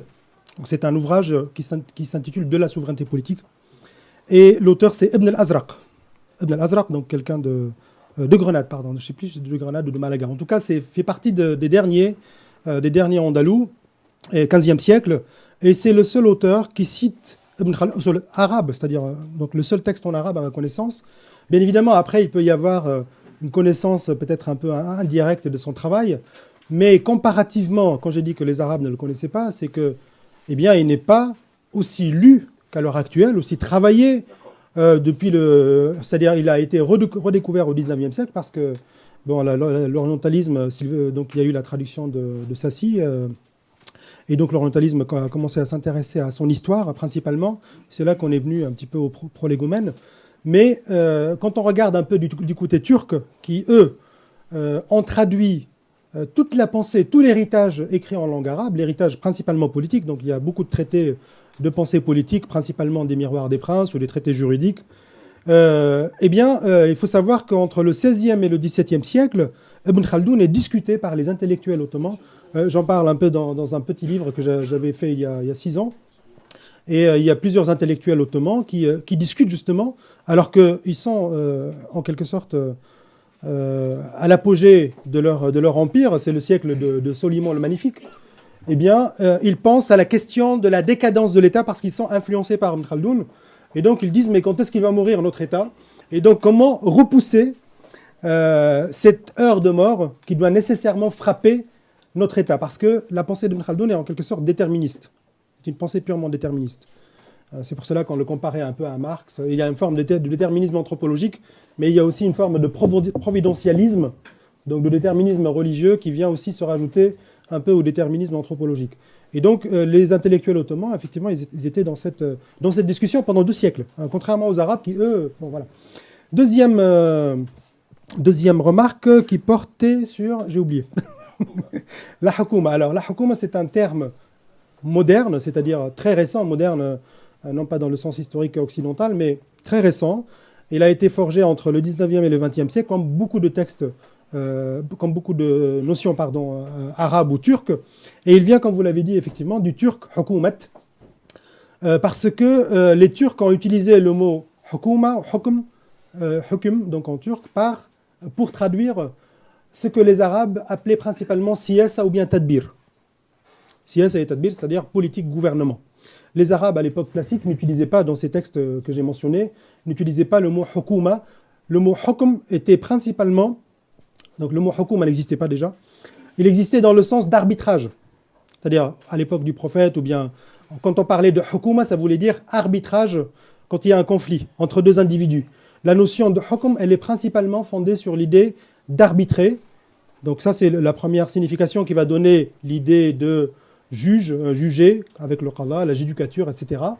Ou bien l'idée de statut. Donc là, c'est une autre signification, c'est une autre acception, qui renvoie à l'idée de tenir, arrêter quelque chose. C'est le status, exactement l'équivalent du status latin. Status, c'est-à-dire tenir, arrêter quelque chose. Fixer le statut de quelque chose. Donc d'une loi, d'une règle. Et là, nous avons effectivement le développement de la notion dans ce sens-là. Quand on parlait de Ahkam al-Qur'an, il y a plusieurs traités qui s'intitulent Ahkam al-Qur'an. Qu'est-ce que ça veut dire en fait? Ce sont les règles juridiques, les statuts qui dérivent du texte coranique. Quand on parle, par exemple, l'ouvrage de droit le plus célèbre, de droit public de Mawardi, donc 11e siècle, s'intitule Al-Ahkam al-Sultaniya. Al-Ahkam al-Sultaniya, donc on traduit par les statuts gouvernementaux. C'est-à-dire comment fixer un statut par rapport à l'imama, par rapport à l'office du vizirat, donc du ministère, par rapport aux impôts, par rapport à la guerre. Donc les différentes règles juridiques, les différents statuts juridiques. Et donc là, nous sommes dans cette idée de hukm, vous voyez, donc, mais dans le sens donc vraiment de statut. Le sens de gouvernement va émerger un peu plus tard par une sorte de passage par la langue turque. Oui. Simplement, le titre du gouverneur de Constantine dans le Beylik, avant la conquête française, c'était la Hakim. Oui, mais c'est le 19e. Oui, mais c'est avant 1800, c'est avant le 19e. Hakim, Hakim. Oui, bien sûr. Alors, Hakim, le mot Hakim existait, ça voulait... Ça avait déjà du 18e, ça. Alors, c'est le gouverneur, là, vraiment. Oui, mais juste, l'administration de la ville. C'est ce que je vous dis, c'est passé par le turc, vous le dites bien. Oui. Donc, les Turcs, effectivement, vont transformer un certain nombre d'acceptions qui viennent de l'arabe. On a l'impression que c'est exactement le sens arabe, mais ce n'est pas le cas. Il y a toujours des glissements sémantiques, des petits infléchissements qui font que, voilà, on n'est pas exactement dans la même signification. Et hakim, d'ailleurs, les Arabes après reprennent le terme turc. Hakim, ça veut dire à l'époque gouverneur, effectivement. Mais à l'époque médiévale, ce n'était pas, chez les Arabes, ce n'était pas le hakim. Le gouverneur, c'était le wali. Voilà, quand on parlait de gouverneur, on disait wali. Troisième remarque, c'était Qutb. Là, je me permets d'exprimer un désaccord très fort parce que je pense que Qutb, effectivement, vous avez raison, il reprend Mawdoudi, il reprend donc certaines idées qui étaient un peu dans les textes de Hassan el-Banna, des frères, etc. Donc ça, c'est très connu. Mais seulement, je vois aucun rapport avec Rousseau, avec des penseurs des Lumières. Qutb, pour moi, ou bien la pensée qui se développe à l'époque, c'est une prise de position idéologique, mais intellectuelle aussi, avec quelques options intellectuelles, par rapport, disons, à la pensée occidentale. C'est une forme de réaction à la domination, à la guerre, à la modernité, à la question de la sécularisation, à plusieurs dossiers qui étaient un petit peu dans l'air du temps. Et effectivement, c'est le fils de sa pensée, le fils de son époque, mais ce n'est pas du tout cette pensée-là, à mon avis, qui l'a nourri. C'est plus, il y a des auteurs chrétiens qui l'ont influencé, mais ce sont plutôt des auteurs que je classifie, disons, dans la case des réactionnaires ou bien des profondément religieux. Il y a une pensée, aussi communiste qui l'a beaucoup influencé, même dans la représentation de l'État, tout cela. Mais pour revenir à la question de la souveraineté, il faut savoir que Qutb, justement, et Mawdoudi forgent une nouvelle terminologie pour exprimer une idée qui n'existait pas chez les musulmans à l'époque médiévale. Ce n'est pas pour être conservateur ou pour dire que ça ne doit pas se faire, mais il faut savoir que c'est une création, c'est un néologisme. Alors le terme qu'ils ont forgé pour exprimer cela, c'est à partir de hukm justement, c'est hakimiyya. Al-hakimiyya. Alors al-hakimiyya, c'est d'ailleurs, c'est dans toute la littérature islamiste. Al-hakimiyya, c'est la souveraineté de Dieu. Souveraineté de Dieu. C'est-à-dire, elle n'accepte pas l'idée de la souveraineté d'un peuple ou bien d'un chef. Et c'est pour cela d'ailleurs que la pensée occidentale est critiquée parce qu'effectivement, on ne peut pas déléguer le pouvoir au peuple. Le peuple ne peut pas être législateur contrairement à ce qu'on trouve en fait chez Rousseau, chez d'autres penseurs. Et donc, quand on envisage un peu l'histoire du terme souveraineté, enfin de cette notion-là, nous allons trouver qu'à l'époque médiévale, c'était principalement le mot molk, je l'avais dit tout à l'heure dans mon exposé, c'est le mot molk qui exprime l'idée de souveraineté. Et les Arabes, à l'époque de Qutb, c'est-à-dire au XXe siècle, entre le XIXe et le XXe siècle, parce que là, il y a une modernisation du vocabulaire politique et de la terminologie qui est vraiment très intéressante, les Arabes vont forger un autre terme qui est siyada. Siyada qui vient de Sayyid, domination, seigneurie. Et siyada, par exemple, là, quand un État arabe est agressé par un tiers, eh bien, il va protester à l'ONU, il va dire « Ana dawla dhat siyada ». Dawla dhat siyada, un État souverain, doté d'une souveraineté. Et donc le terme utilisé, c'est siyada depuis un peu plus d'un siècle. Et l'islamisme va forger une autre notion, une troisième notion, qui n'est pas celle de l'époque médiévale, qui n'est pas celle de l'époque moderne, c'est la notion qui va traduire en quelque sorte leur pensée politique qui est théocratique. Ils le disent clairement, Maudoudi le dit clairement dans un passage que je peux vous citer, il dit « Notre État est un État théocratique ». Parce que le pouvoir appartient uniquement à Dieu. Donc c'est comme ça qu'ils pensent la souveraineté. Et je pense qu'il faudrait quand même souligner ces divergences par rapport à la fois à la pensée de l'islam classique, la pensée politique de l'islam classique, et la pensée occidentale. La pensée islamiste, pour aller très vite, en fait, c'est une approche qui n'est pas juridique, qui n'est pas politique, qui n'est pas historique, qui n'est pas philosophique du politique. C'est-à-dire on peut avoir plusieurs types d'approches du politique, mais la pensée islamiste n'est ni ça ni autre chose. C'est principalement une approche théologique. C'est-à-dire, voilà, on peut la comparer à la pensée de Joseph de Maistre, de Bonald, de certains auteurs, d'ailleurs au début du XXe siècle, qui étaient un petit peu dans la contre-sécularisation, dans la réaction, par exemple, à la loi de 1905, etc. Mais ce n'est pas du tout une pensée juridique, c'est-à-dire ce qu'ils veulent forger, ce n'est pas du droit. Ce n'est pas un droit politique, ce n'est pas la tradition du droit politique, ce n'est pas une pensée politique comme les Miroirs des Princes ou l'histoire comme Machiavel ou autre. Ce n'est pas non plus une pensée philosophique. C'est vraiment une pensée théologique du politique. Voilà. Merci. Donc, des remarques. Donc, merci, M. Abbès, pour votre intervention. Il y a la notion de l'apparition, l'émergence des clans, chaque fois qu'il y a donc dans la pensée Ibn Khaldoun. Je pense que c'est lié aussi à la faiblesse de l'État.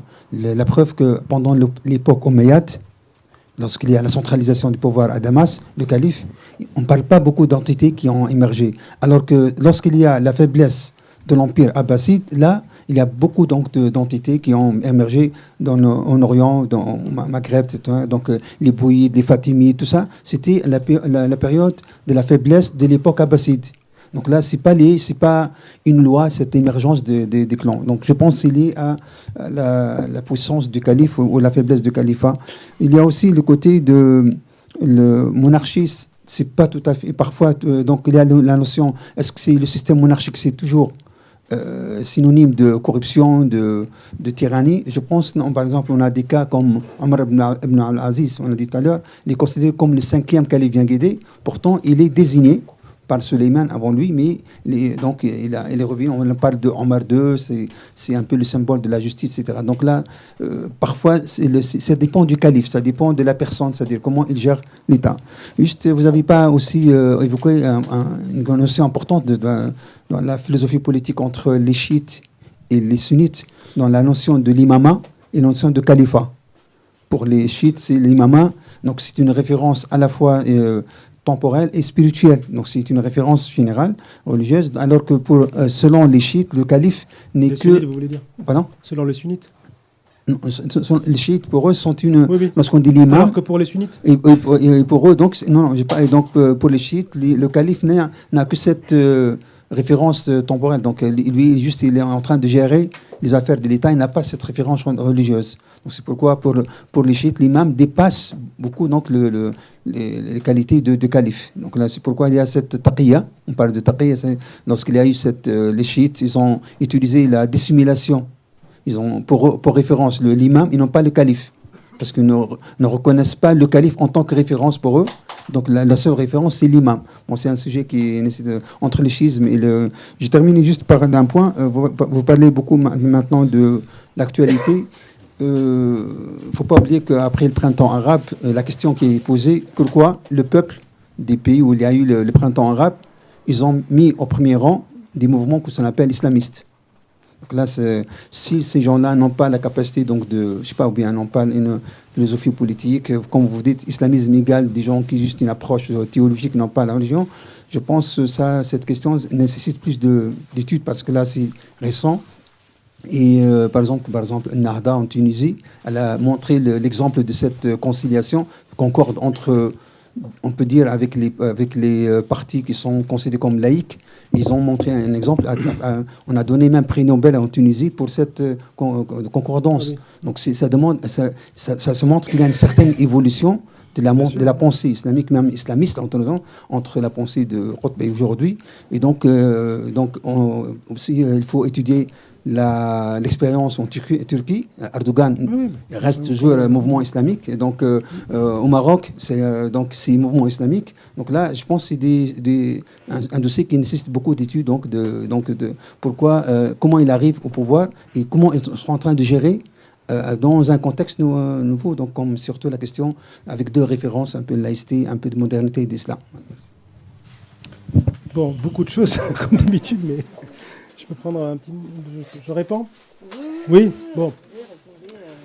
Alors, vous avez ouvert plusieurs chantiers, là. Dans un quart d'heure, on ferme. On ferme. Bon, je prends 5 minutes pour monsieur. Parce qu'il y a beaucoup de dossiers. Alors, le premier, qui est la période médiévale. Vous avez dit... le pouvoir s'est affaibli avec les Abbassides, c'est ça ? J'essaie de restituer fidèlement votre... Chaque fois qu'il y a affaiblissement du pouvoir, oui. Il y a l'émergence de ces clans. Ce qui est tout à fait normal. Donc, vous savez, on parle même sans affaiblissement du pouvoir. Il faut être peut-être réaliste dans la représentation du travail politique nécessaire pour maintenir une domination ou bien gouverner un État. Vous voyez très bien, là, à l'heure actuelle, vous avez les Libyens qui ont du mal à organiser un État. Vous voyez, alors que nous sommes au XXIe siècle. Bon, il y a parfois, l'individu est incapable de se gouverner lui-même, ou bien de tenir, ses dépenses, ses finances, son ménage. C'est extrêmement difficile.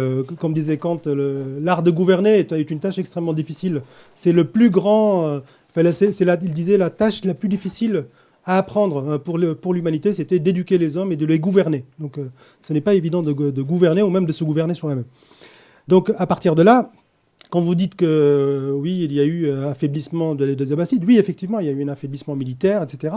Mais il faut savoir avant tout, il faut être réaliste et savoir qu'on ne peut pas, de fait, maintenir une domination étatique aussi étendue que l'était le pouvoir abbasside. Vous savez, des confins de la Chine jusqu'au Maghreb, c'est impossible. Enfin, c'est avec les moyens de l'époque, les moyens de transport, les moyens de communication. C'est-à-dire, on ne peut pas... Maintenant, les Omeyyades n'ont pas fait ça. Les Omeyyades, non, je suis désolé, les Omeyyades, en fait, étaient dans la phase de construction de l'État issu de la guerre civile, de la Fitna, de la grande discorde au milieu du 7e siècle.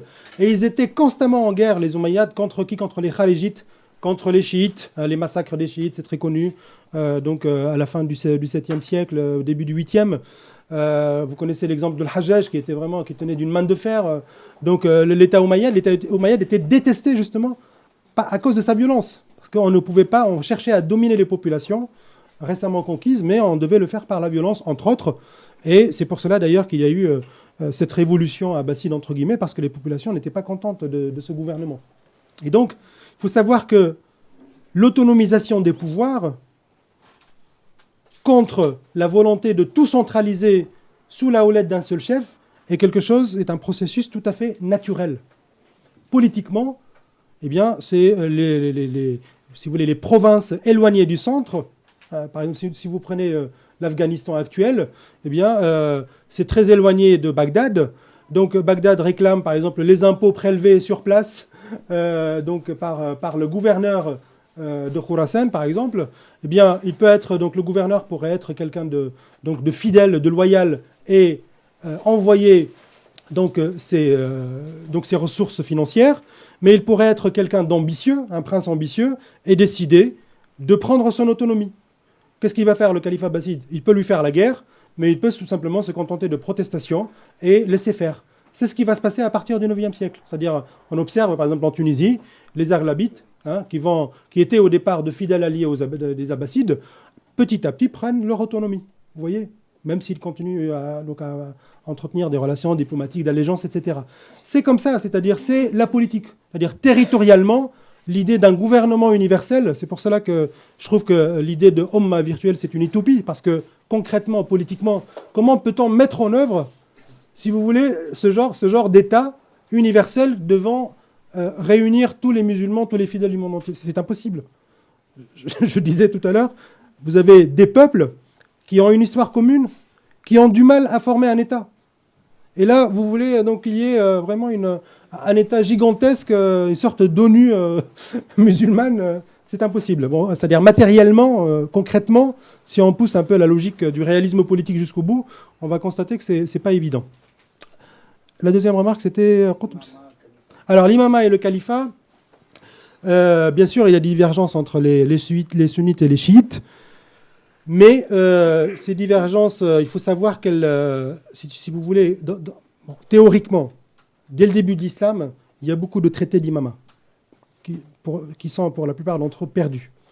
Donc c'est un genre politique qui relève un peu de ce qu'on appelle la géographie, c'est-à-dire, disons, l'histoire des fondateurs de l'islam, principalement les premiers califes de l'islam, autour de la fitna, finalement du gouvernement d'Othman, et de la fitna, donc quel est le meilleur calife, qui est le plus grand représentant de la mission prophétique, qui aurait dû être nommé après le prophète comme gouvernant parce que c'était le plus proche de l'idéal musulman tel que le prophète l'incarnait.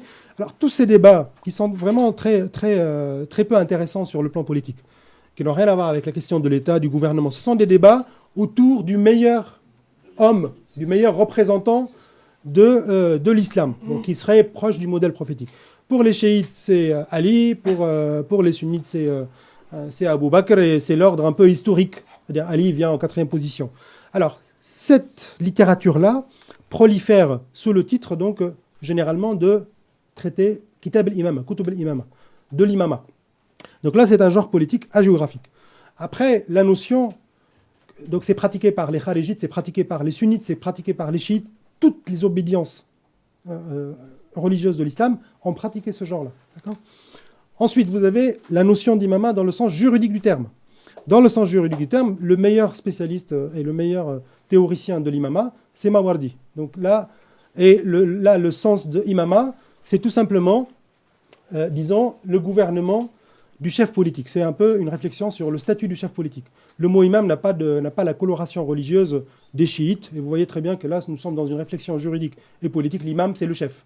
Farabi, donc à la même époque, au Xe siècle, dans un livre qui s'appelle L'obtention du bonheur, il va vous dire, le roi philosophe, on peut l'appeler l'imam, on peut l'appeler le législateur, on peut l'appeler le chef, on peut l'appeler...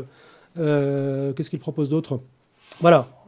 Peu importe le nom, l'idée, c'est que c'est un chef. C'est celui qui va décider de la politique, la mettre en œuvre.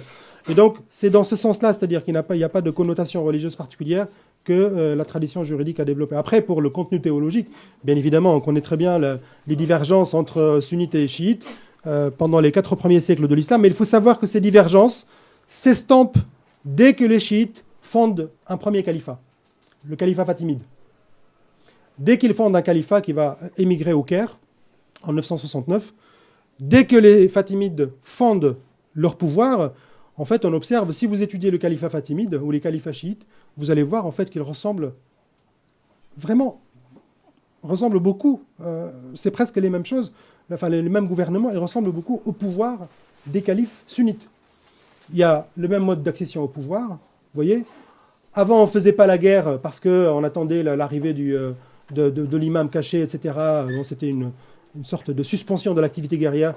Maintenant, les Fatimides, qu'est-ce qu'ils font ? Ils font la guerre. Ils font la conquête de Tunisie, en fait, ils font la conquête de l'Égypte. Elle est conquise sur qui, en fait, l'Égypte ? Sur d'autres musulmans. Donc, bon, voilà.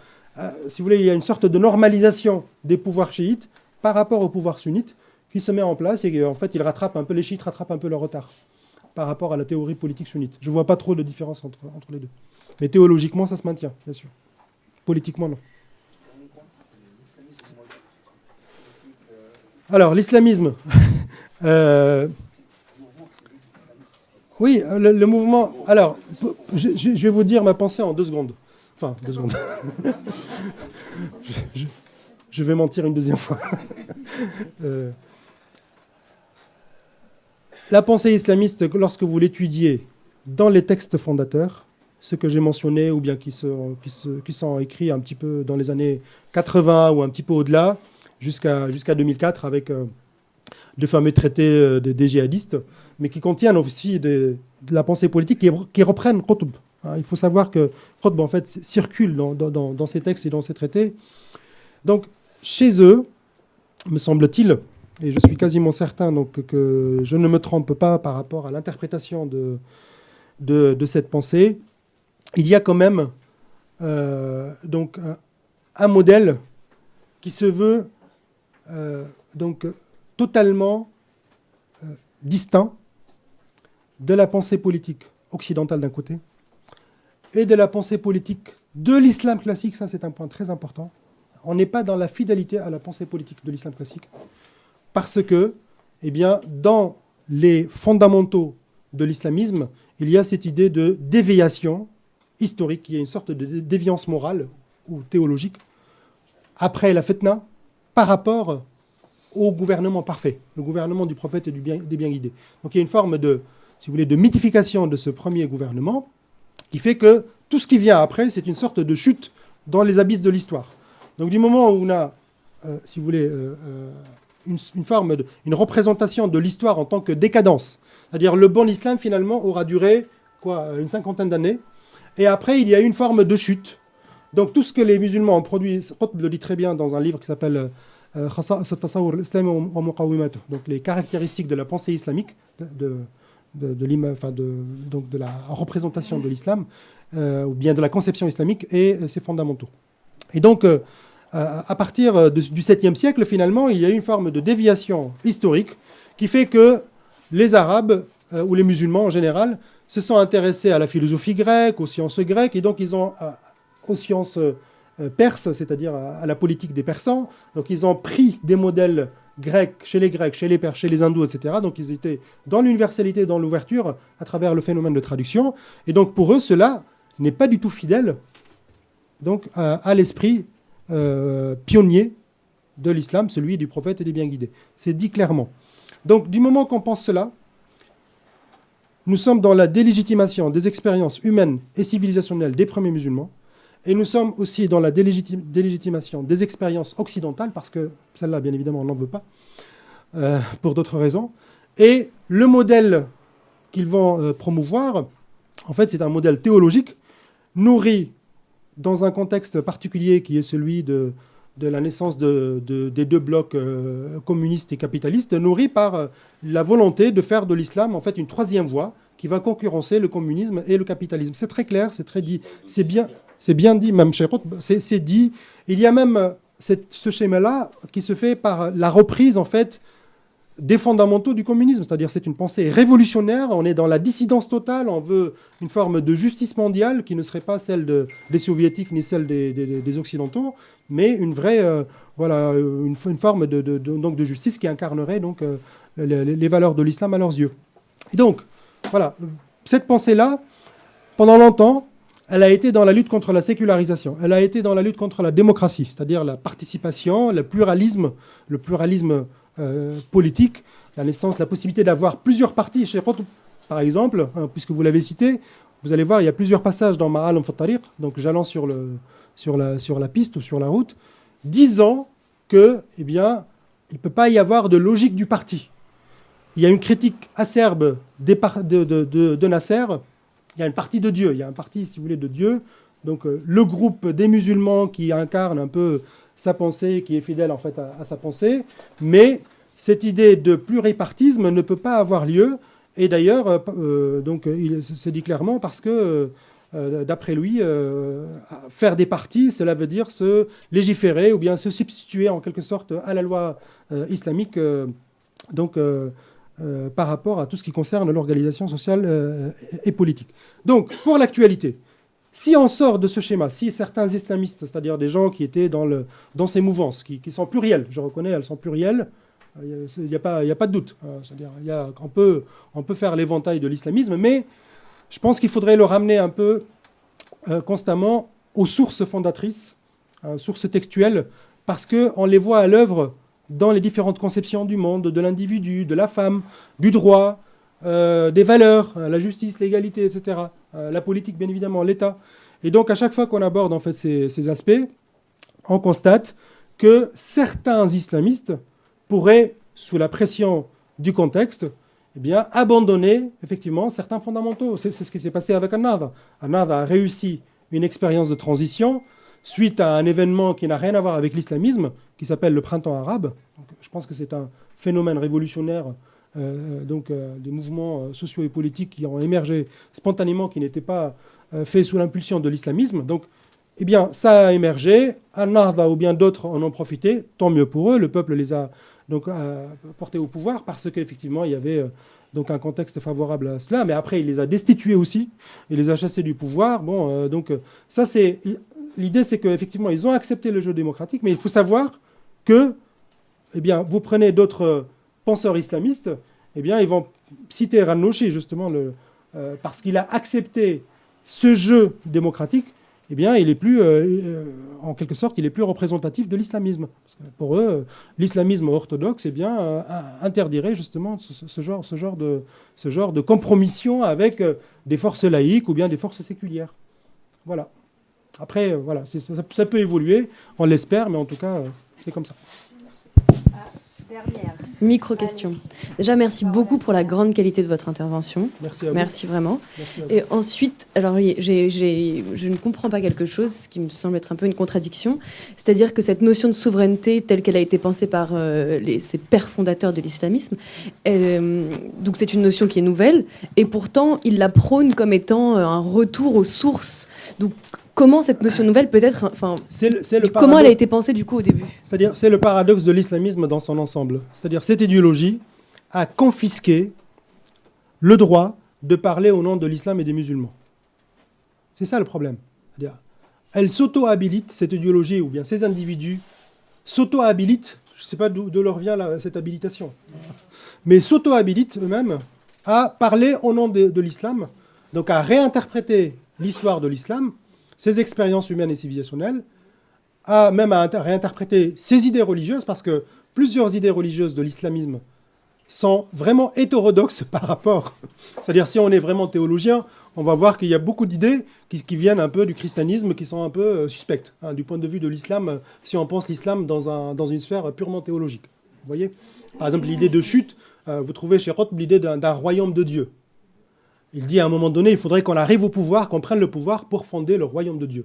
Donc il dit une sorte d'idée de pensée messianiste qui veut une sorte de rédemption pour l'humanité entière afin d'en finir donc, avec le règne de l'injustice, le règne des Tawarites. Donc c'est Nasser, ceux qui sont visés à l'époque c'est Nasser, mais aussi c'est les tyrans en fait en quelque sorte.